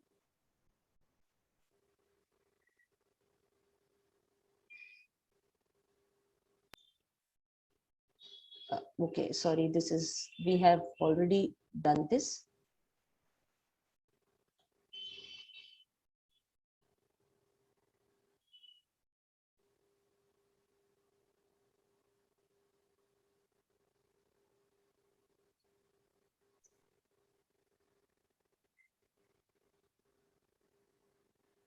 वीडियो शो कर रहे हैं मैडम आप? हाँ जी, हाँ जी। और भी एक दो टेस्ट हैं जो मैं आपको दिखाना चाहती हूँ, बहुत ही सिंपल टेस्ट हैं।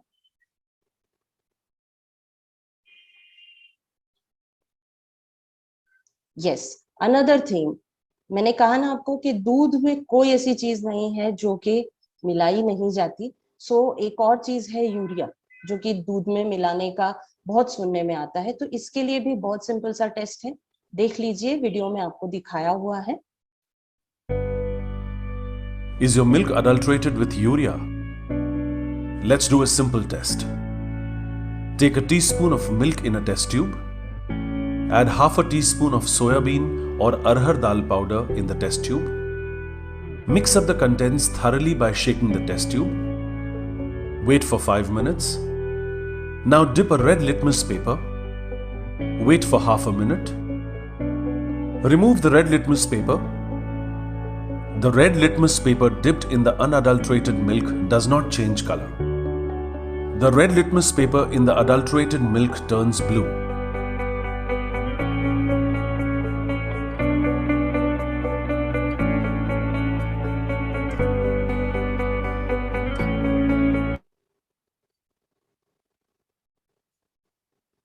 सो देखा आपने, हमको लगता है बाप रे यूरिया, बड़े बड़े रिएजेंट डालने पड़ेंगे टेस्ट करने के लिए, लेकिन कुछ भी नहीं करना है। अरहर दाल हमारे घर में रहती है, तुअर दाल, उसका पाउडर बना लीजिए, दूध में डालिए, मिक्स करिए, और एक रेड लिटमस पेपर चाहिए। अगर पीएच के थ्योरी सबको पता है, अगर पीएच चेंज हुआ मतलब कि आपके दूध में यूरिया है। Simple test. एक और टेस्ट जो है वो मैं आपको दिखाना चाहती हूँ।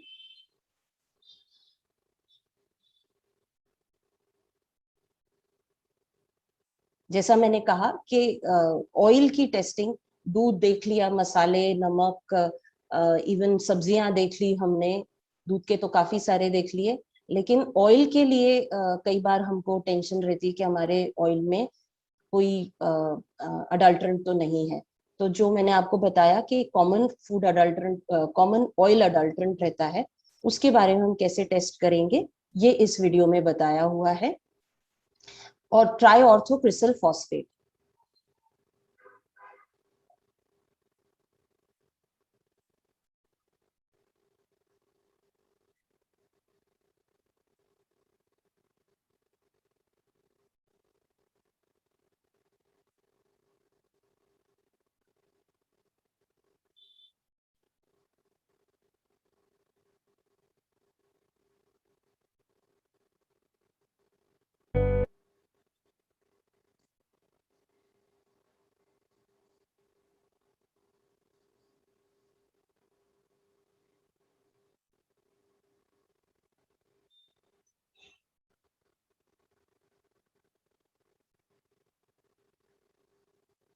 वीडियो लोड होने में थोड़ा इश्यू आ रहा है, just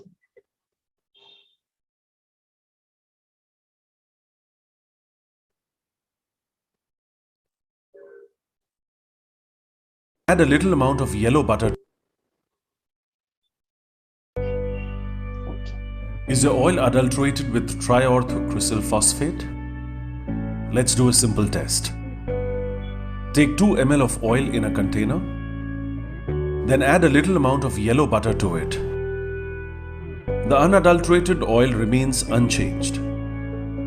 Adulterated oil immediately changes color and turns red.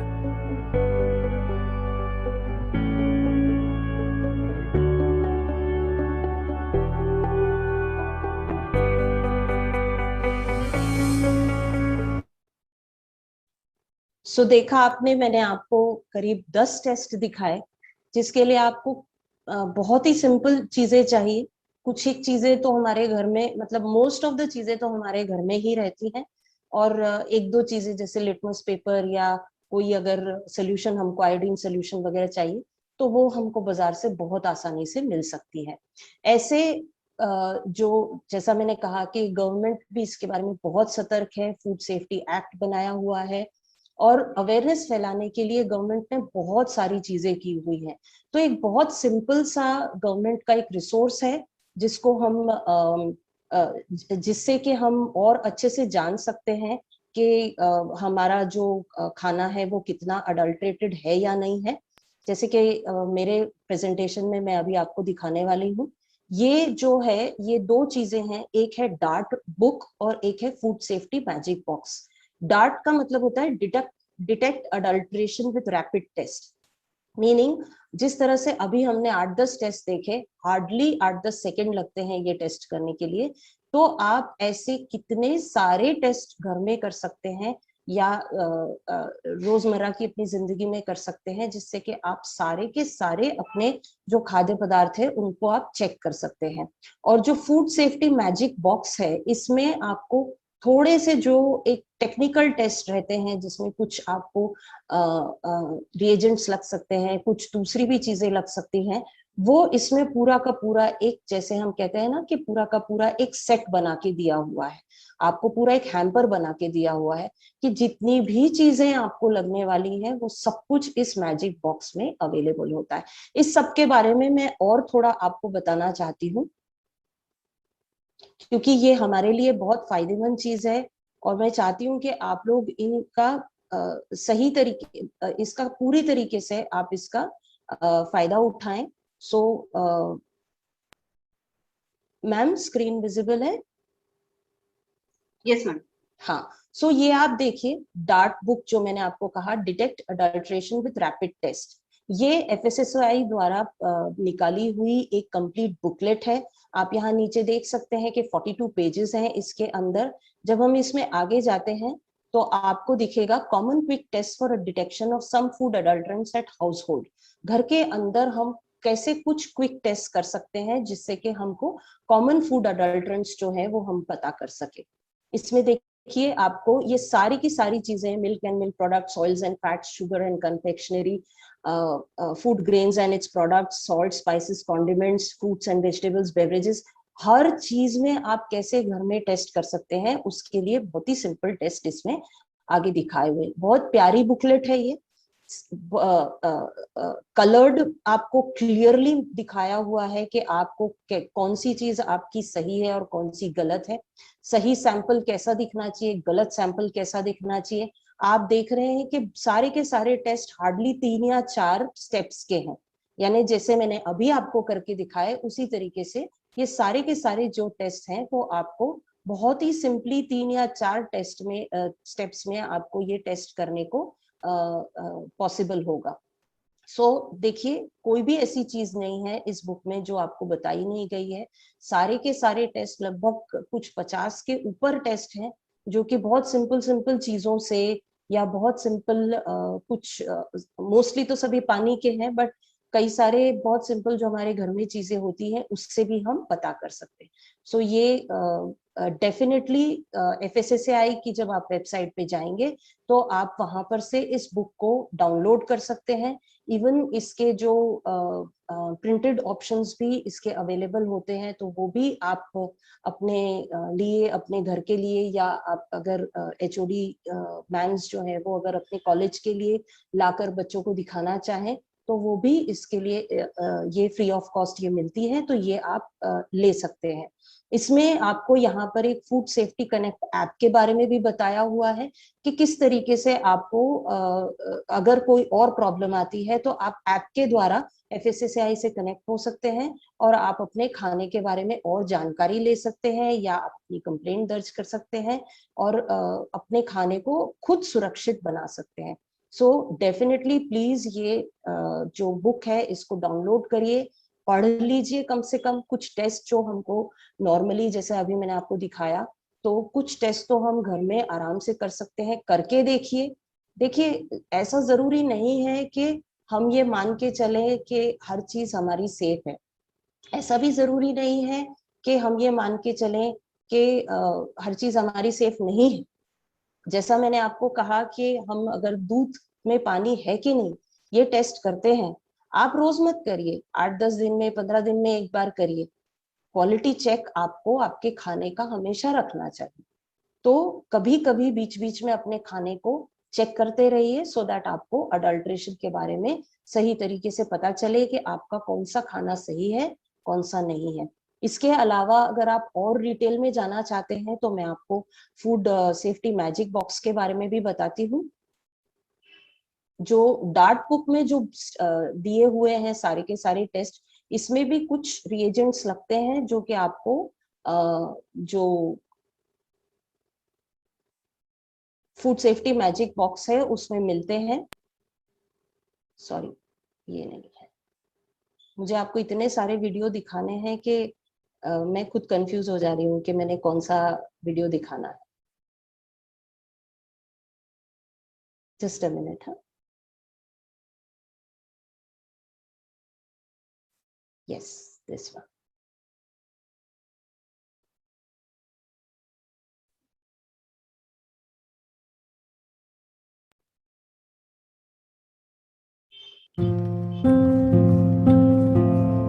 Ma'am आवाज आ रही है? Yes madam.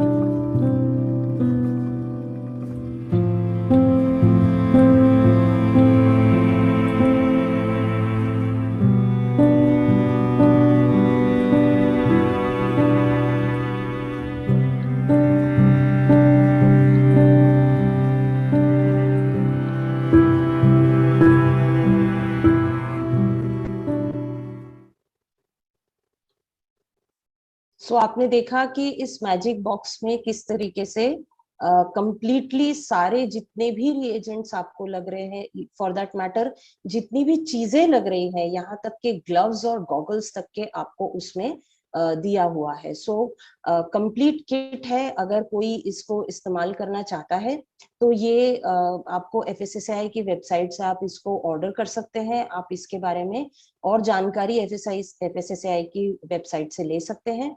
और इसके साथ साथ इसके अंदर जैसे डार्ट बुक है वैसे ही एक और बुकलेट आती है जिसमें और जो एक्सटेंसिव टेस्ट हैं, जितनी भी चीजें अडल्ट्रेंट्स टेस्ट करने के लिए लगती हैं और जो टेस्ट हैं वो पूरे के पूरे उसके अंदर दिए हुए हैं।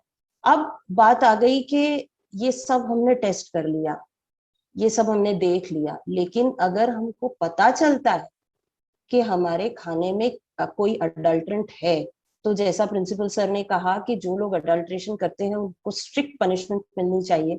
I agree with it. लेकिन कई बार हम ये सोच के बैठ जाते हैं कि हम क्या कर सकते हैं। हम थोड़ी जाकर दुकानदार को बोल सकते हैं या हम उस पर चिल्ला सकते हैं या हम बोलेंगे तो भी क्या हो जाने वाला है, वो हमारी बात नहीं सुनेगा। तो हम क्या करें? सो उसके लिए बहुत सिंपल सा जो तरीका है वो मैं आपको दिखाती हूँ। एक और वीडियो है जिसके जो आपको मैं दिखाना चाहती हूँ कि अगर हमको पता चलता है कि अडल्ट्रेशन हुआ है, कहीं पे भी हमारे खाने में हमको अडल्ट्रेशन पता चलता है, तो चुप मत बैठिए, प्लीज चुप मत बैठिए, उसके ऊपर एक्शन लीजिए।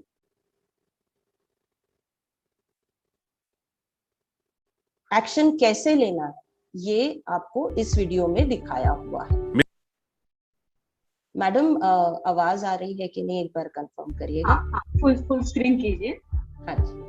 मेरी बेटी को स्कूल में खाने की चीजों में मिलावट की जांच के सरल तरीके सिखाए गए। उसने रोजाना के प्रयोग के कुछ खाद्य पदार्थों की जांच की। मैं देखकर हैरान रह गया कि पैक्ड लाल मिर्च जो हम रोज इस्तेमाल करते हैं उसमें लाल रंग की मिलावट की गई थी। मैंने सोचा मैं इस बात की रिपोर्ट अधिकारियों को करूं, लेकिन इस धोखाधड़ी की रिपोर्ट किसे और कैसे की जाए? मुझे खुशी है कि मेरी इन सभी सवालों के जवाब मेरी बेटी के पास है। आइए हम उसी से इसका समाधान सुने। खाद्य पदार्थों में मिलावट करने की रिपोर्ट करना इतना मुश्किल नहीं है जितना आप समझते हैं। शिकायत दर्ज करने के 3 तरीके होते हैं। आपको जो सुविधाजनक लगे उस तरीके को चुने। 1. अपनी शिकायत फूड सेफ्टी कनेक्ट ऐप या पोर्टल foscos.fssci.gov.in/consumer grievance पर दर्ज करें। 2. टोल फ्री नंबर 1800112100 पर कॉल करके आप कंप्लेंट करने की डिटेल ले सकते हैं। 3. Office of commissioner food safety पे या consumer grievance help desk fssci.gov.in/cms/helpdesk.php पर देखें और उन्हें रिपोर्ट करें। है ना कितना आसान? Food safety and standards authority of India द्वारा जनहित में जारी।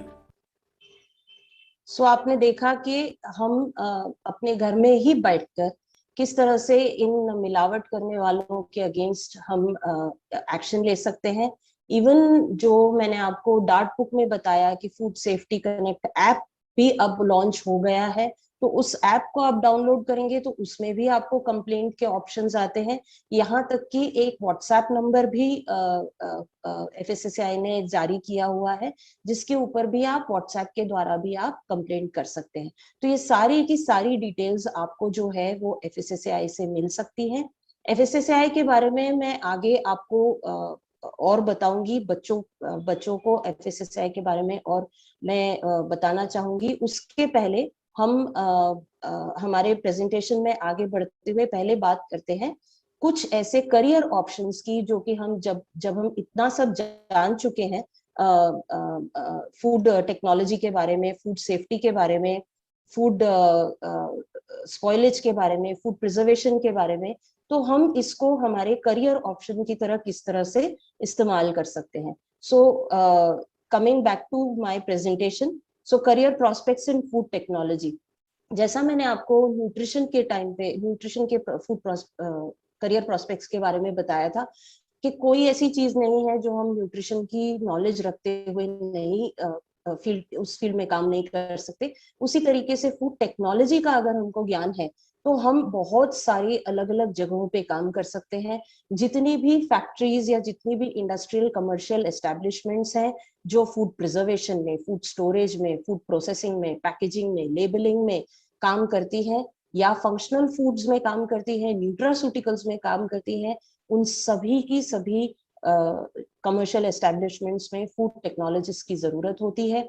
यहाँ तक कि जो इंडिजिनियस फूड टेक्नोलॉजी है, यानी हमारा जो नेटिव फूड है, जो कल भी जैसे हमने क्षेत्रीय भोजन की बात की थी, उसकी जो टेक्नोलॉजीज हैं, उसमें जो चीजें लग रही हैं, उसके ऊपर भी बहुत काम गवर्नमेंट कर रही है, तो उसमें भी फूड टेक्नोलॉजिस्ट की जरूरत होती है। क्वालिटी कंट्रोल एंड अश्योरेंस, जैसा अभी मैंने आपको इसमें बताया, फूड अडल्ट्रेशन में बताया कि हम किस तरह से टेस्ट कर सकते हैं, तो ये सारे के सारे जो टेस्ट हैं या इससे भी बहुत बड़े बड़े और बहुत सेंसिटिव जो टेस्ट हैं वो एक फैक्ट्री लेवल पे किए जाते हैं। उसके बिना गवर्नमेंट कोई भी फूड प्रोडक्ट को बाजार में आने की अनुमति नहीं देती है। सर्टिफाई होना बहुत जरूरी है किसी भी फूड प्रोडक्ट का, और उसके लिए क्वालिटी कंट्रोल करने के लिए और टेस्टिंग करने के लिए लोग लगते हैं, फूड इंस्पेक्टर्स लगते हैं जो क्वालिटी कंट्रोल एंड अश्योरेंस का काम करते हैं। सेंसरी साइंस एक ऐसी चीज है जो कि बहुत नई उभर के आ रही है हमारे खाने का एक बहुत ही पुराना पार्ट। जैसे हम कहते हैं ना कि खाना तो हम हमारी सारी सेंसेस से खाते हैं, सिर्फ मुंह से नहीं खाते, हम आंखों से भी खाना एंजॉय करते हैं, हमारी नाक भी खाना एंजॉय करती है। तो सेंसरी साइंस एक नया उभरता हुआ एक एस्पेक्ट है जहां पर कि लोगों को खाना किस तरह से अट्रैक्टिव दिखे या लोग उसकी तरफ आकर्षित हो, उसमें सेंसेस को किस तरह से इस्तेमाल करना है, वो भी फूड टेक्नोलॉजी के अंडर में आता है। इसके अलावा वैल्यू चेन जो है, मतलब कि जो एग्जिस्टिंग प्रोडक्ट्स हैं उसको बेटर कैसे बनाना है, वो भी फूड टेक्नोलॉजी के अंडर में आता है, जिसमें हम फोर्टिफिकेशन की बात करते हैं। जैसे आप अभी देख रहे होंगे आजकल तो नया नया बहुत ये आ गया इम्यूनिटी बूस्टर्स के साथ, और इसमें विटामिन डी है ज्यादा ऐड किया हुआ, इसमें DHEA है ऐड किया हुआ, ये हाई प्रोटीन है। तो कोई भी खाने का जो एक नॉर्मल न्यूट्रिशन है उसको कैसे बढ़ाया जा सके, वो भी फूड टेक्नोलॉजी के द्वारा किया जाता है, फूड टेक्नोलॉजिस्ट उसमें लगते हैं। इसके अलावा फूड या डेयरी मार्केटिंग में बहुत ज्यादा फूड टेक्नोलॉजिस्ट की जरूरत होती है। अगर आप में सेल करने की कैपेबिलिटी है, अगर आप बातचीत करने में सक्षम है, अच्छे से आप अपने आप को प्रेजेंट कर सकते हैं, तो आप मार्केटिंग में जा सकते हैं। क्योंकि आपको जो आप मार्केट कर रहे हैं, आप किसी खाने को मार्केट कर रहे हैं अगर, तो आपको उसकी पूरी नॉलेज है, तो आप सामने वाले को बहुत अच्छे से उसके बारे में बता सकते हैं। तो ये सारे के सारे जो करियर प्रोस्पेक्ट्स हैं, ये आपको फूड टेक्नोलॉजी के द्वारा ये आपको ये फूड टेक्नोलॉजी की नॉलेज मिलने के बाद आप ये करियर्स में जा सकते हैं। इसके अलावा आप जैसा न्यूट्रिशन में मैंने कहा कि आप जर्नलिज्म में जा सकते हैं, आप अवेयरनेस में जा सकते हैं, आप पब्लिक हेल्थ के उसमें जा सकते हैं, जहाँ पे जैसे मैं आपको बता रही हूँ कि किस तरह से हमने अवेयर होना चाहिए, उसी तरीके से आप दूसरों को बता सकते हैं कि किस तरह से हमने हमारे खाने के बारे में अवेयर होना चाहिए। सो आप जितना भी इस नॉलेज को जहाँ भी अप्लाई कर सकते हैं, वैसा आप फूड टेक्नोलॉजी की अपनी नॉलेज को अप्लाई करके अपना करियर बना सकते हैं।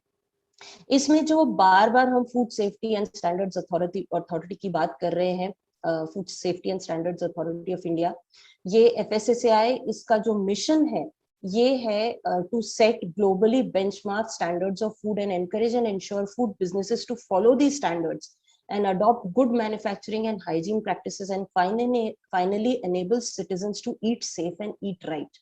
इसका दोहरा एक मिशन है कि पहले तो जो खाना पैदा कर रहे हैं, जो खाना प्रोड्यूस कर रहे हैं, पैकेज कर रहे हैं, जो फैक्ट्रीज हैं, वो एक अच्छा स्टैंडर्ड मेंटेन करें। उसके लिए बहुत सारे एक्ट्स हैं, और जैसा मैंने कहा कि अगर कोई ये स्टैंडर्ड मेंटेन नहीं करता तो हम उसकी कंप्लेंट भी कर सकते हैं।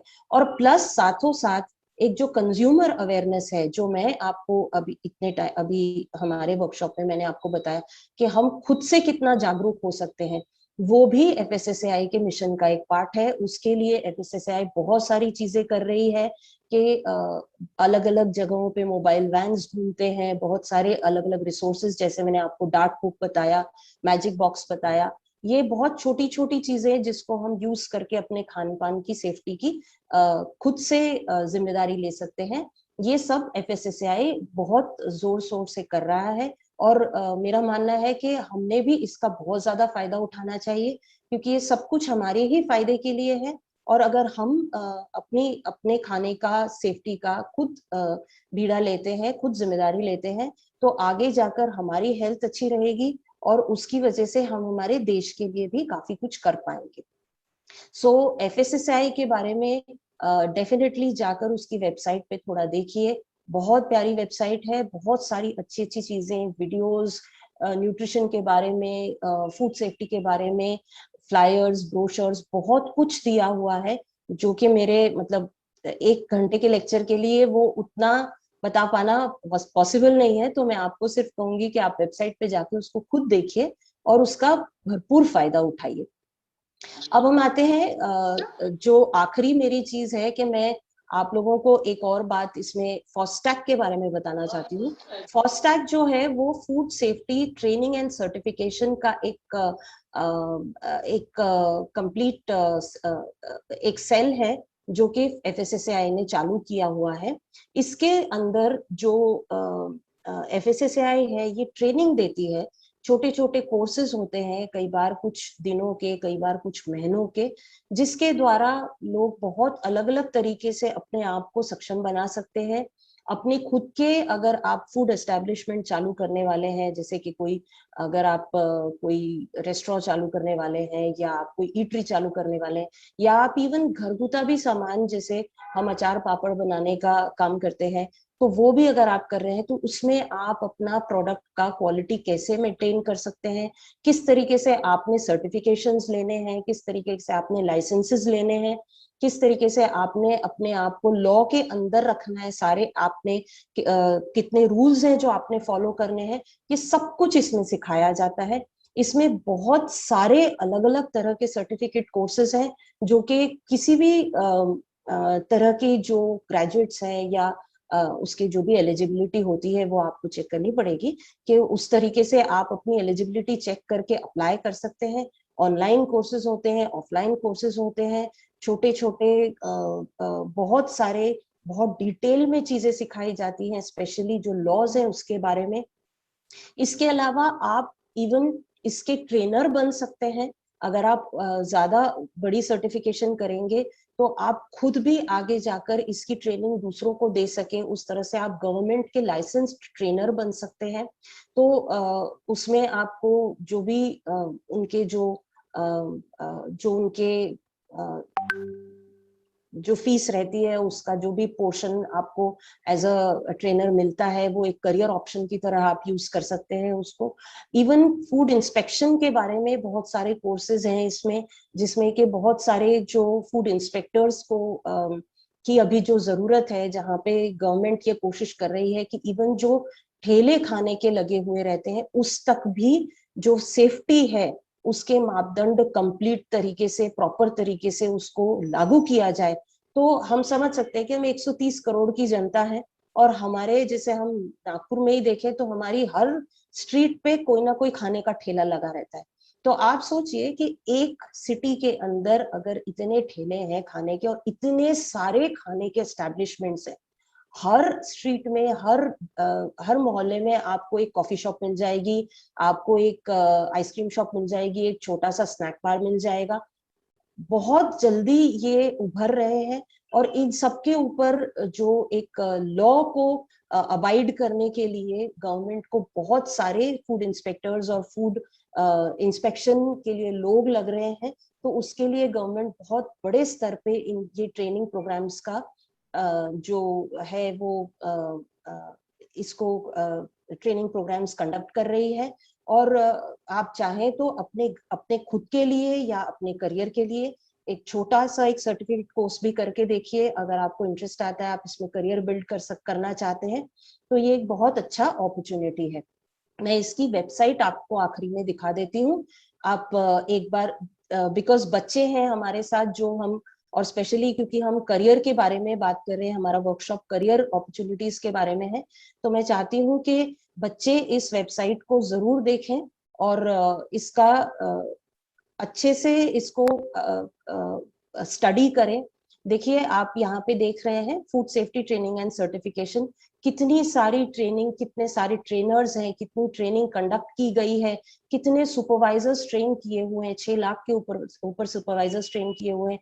कोविड-19 के लिए कितने सारे लोग ट्रेन किए गए हैं। मटेरियल बहुत सारा इसमें अवेलेबल है।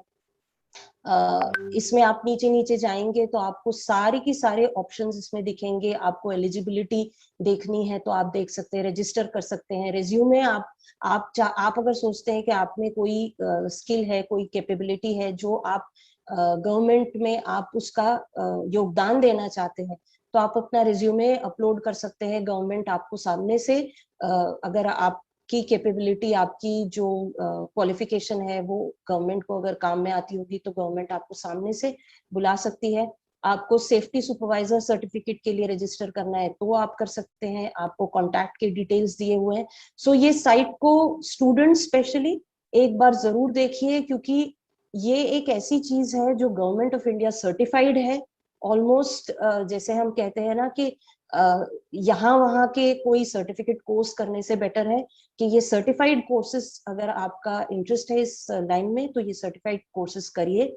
आगे जाकर एक करेंगे या इसके बारे में कम से कम जानने की कोशिश करेंगे, हो सकता है आपको करियर की ऐसी कोई अपॉर्चुनिटी समझ में आए जो कि आपको सेटिस्फाइंग भी लगे और आपको मॉनेटरीली भी बहुत गेन करे। और डेफिनेटली ये एक बहुत फूड सेफ्टी या फूड टेक्नोलॉजी में काम करना एक बहुत अपने आप में अभिमान की बात होती है।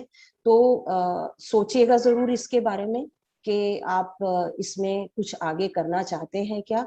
और मैं उम्मीद करती हूँ कि ये 3 दिन की वर्कशॉप में मैं आपको जितना कुछ बता पाई हूँ, उसमें से आप कुछ थोड़ा बहुत भी अगर इसको अपने रोजमर्रा की जिंदगी में इस्तेमाल करते हैं, या अगर आपको आपके करियर में इसके लिए कोई ऑप्शन समझ में आते हैं, तो मेरी ये वर्कशॉप बहुत सार्थक हुई।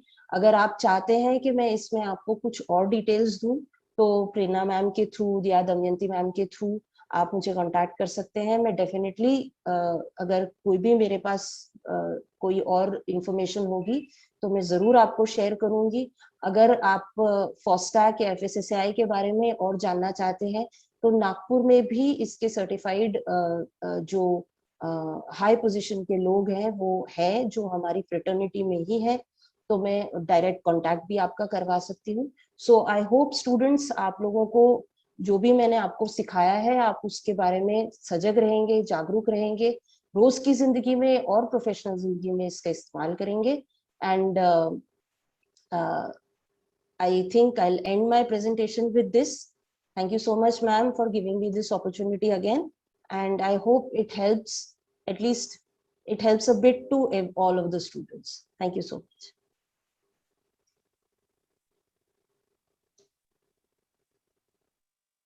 दमयंती मॅडम आवाज नाही येत आहे. नाही, अजूनही नाही येत आहे आवाज. तुम्ही एकदा म्यूट करून अनम्यूट करा. हा. नाही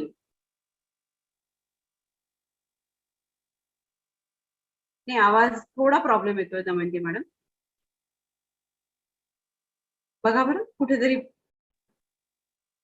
हा, नाही, अजूनही नाही येत आहे आवाज. नाही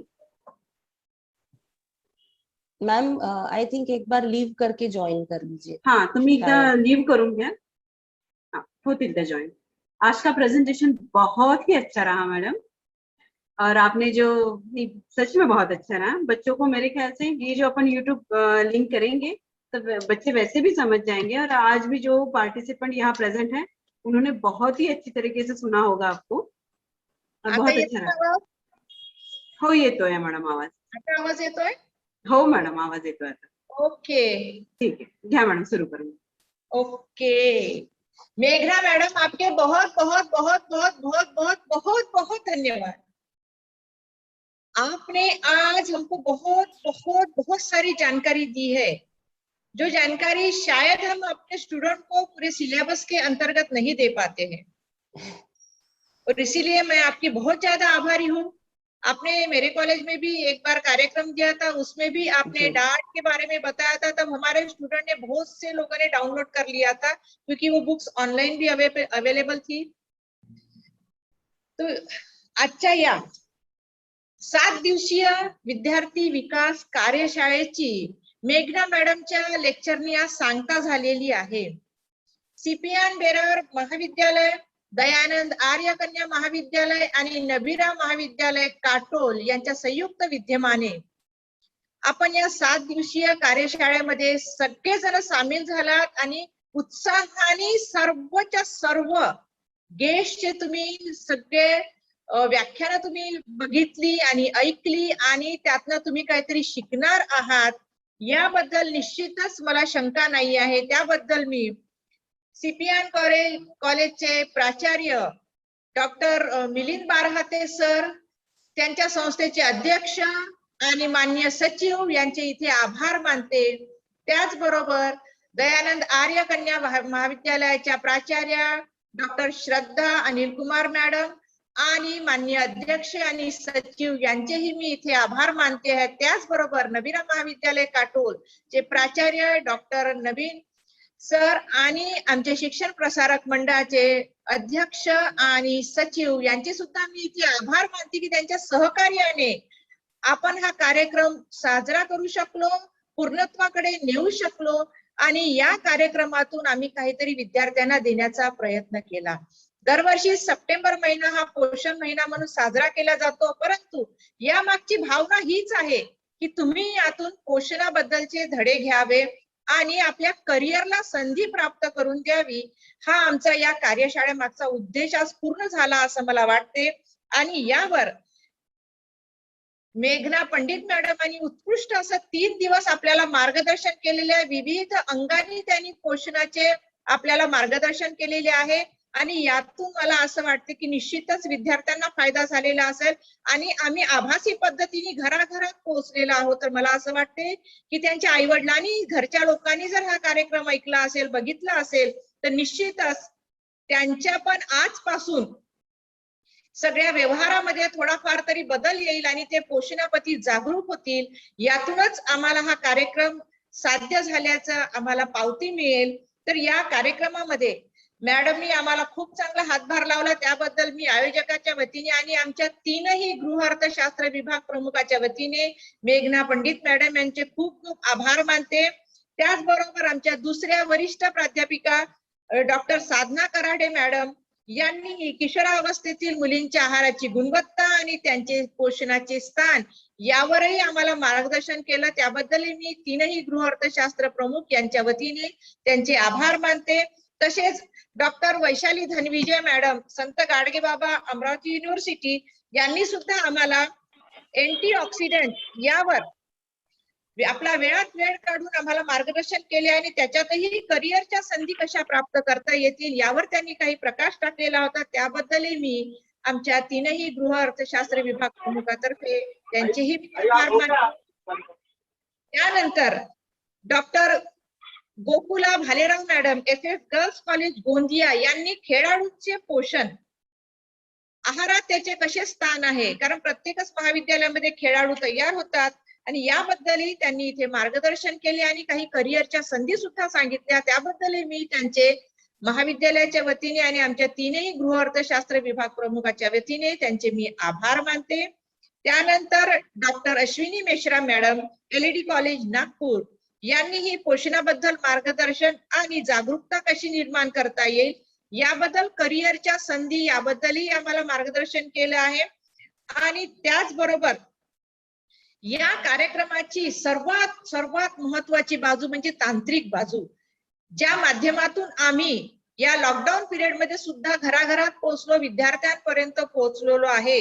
अशा या आमच्या सहकार्याबद्दल doctor Nishant Tipte sir, CP and Berar college Nagpur येथील डायरेक्टर फिजिकल एज्युकेशन डिपार्टमेंटचे, या सरांचं मी खूप मनापासून आभार मानते. त्याचबरोबर डॉक्टर प्रेरणा रत्नपारखी मॅडम, ज्यांच्या कल्पनेतून हा 7 दिवसीय कार्यक्रम इथे साकार झाला आणि त्यांच्या सुद्धा टेक्निकल नॉलेजमुळे आम्ही हा कार्यक्रम जसाच्या तसा आपल्या पुढे साजरा करू शकलो, याबद्दल मी त्यांचे आभार मानते. सरतेशेवटी ज्यांच्या पुढाकाराने किंवा ज्यांना बघितल्याशिवाय आम्हाला करमत नाही, पण आता आभासी पद्धतीने आम्हाला त्यांना बघावं लागते, असे आमचे विद्यार्थी आज टोटल 290 विद्यार्थी या आभासी पद्धतीने आम्हाला रजिस्टर झाले. त्या सर्व विद्यार्थ्यांचे मी इथे आभार मानते आणि या कार्यक्रमाची त्यांनी शोभा वाढवली त्याबद्दल मी त्यांचे आभार मानते. तसेच या कार्यक्रमाकरिता आम्ही संयुक्त रूपाने CP and बेरार महाविद्यालय, दयानंद आर्य कन्या महाविद्यालय आणि नबीरा महाविद्यालय आम्ही तिघांनी संयुक्त विद्यमाने हा कार्यक्रम साजरा करण्याचा प्रयत्न केला आणि तो यशस्वी झाला, 100% यशस्वी झाला असं मला वाटते. त्याबद्दल मी CP and बेरार कॉलेजच्या गृहअर्थशास्त्र विभाग प्रमुख प्रेरणा रत्नपारखी मॅडम यांचेही मी इथे आभार मानते. त्याचबरोबर दयानंद आर्य कन्या महाविद्यालयाच्या गृहअर्थशास्त्र विभाग प्रमुख डॉक्टर सुजाता साखरे मॅडम यांचेही मी आभार मानते. त्याचबरोबर आयोजकांना ज्या सगळ्यांनी हातभार लावले, कळत नकळत ज्यांचे इथे आम्हाला सहकार्य लाभले, त्या सर्व लोकांचे मी इथे आभार मानते आहे. आणि पुन्हा एकदा विद्यार्थ्यांचे आभार मानते की त्यांनी बहुसंख्येने आमच्या कार्यक्रमाला उपस्थिती दर्शवली आणि स्वतःला रजिस्टर करून स्वतःचं नॉलेज अपडेट केलं. त्याबद्दल मी म्हणेल की वदनी कवळ घेता नाम घ्या श्री हरीचे, सहज हवन होते नाम घेता फुकाचे, जीवन करी जीवित्व अन्न हे पूर्ण ब्रह्म, उदर भनर नोहे जाणीचे यज्ञ कर्म. आपल्या या महाराष्ट्राला संत परंपरा लागली आहे आणि प्रत्येकालाच माहित आहे, कुठलीही जेवणाची पंगत बसलेली असेल कुठल्याही कार्यामध्ये तर त्यावेळेस अशा पद्धतीने नाव घेण्याची आपली परंपरा राहिलेली आहे. आणि या परंपरेला साधेसाथ आम्ही या 7 दिवसीय कार्यशाळामध्ये तुम्हाला या सगळं माहिती देण्याचा आम्ही प्रयत्न केलेला आहे. त्याबद्दल मी आयोजकांचे आभार मानते. मी प्राध्यापिका डॉक्टर दमयंती घागरगुंडे, गृहअर्थशास्त्र विभाग प्रमुख, नबीरा महाविद्यालय काटोल, आपले सर्वांचे पुन्हा एकदा आभार मानते. त्याचबरोबर मेघना पंडित मॅडम यांचे पुन्हा एकदा आभार मानते की त्यांनी आम्हाला प्रॅक्टिकलच्या स्वरूपामध्ये काही अशा एडल्ट्रेशनच्या सगळ्या प्रक्रिया करून दाखवल्या, ज्या खूप सोप्या साध्या आहेत आणि त्या सगळ्या घराघरात आता पोहोचलेल्या आहेत. त्याबद्दल मी पुन्हा एकदा आभार मानते. त्याचबरोबर आमच्या कार्यशाळेमध्ये 7ही दिवस ज्यांनी आम्हाला मार्गदर्शन केले, व्याख्यान दिली, त्या सर्वांचे मी पुन्हा एकदा आभार मानते आणि आमच्या सगळ्या प्राचार्यांचे सुद्धा इथे आभार मानते. आणि हा कार्यक्रम इथेच संपला असं मी जाहीर करते. धन्यवाद. Thank you madam, thank you so much.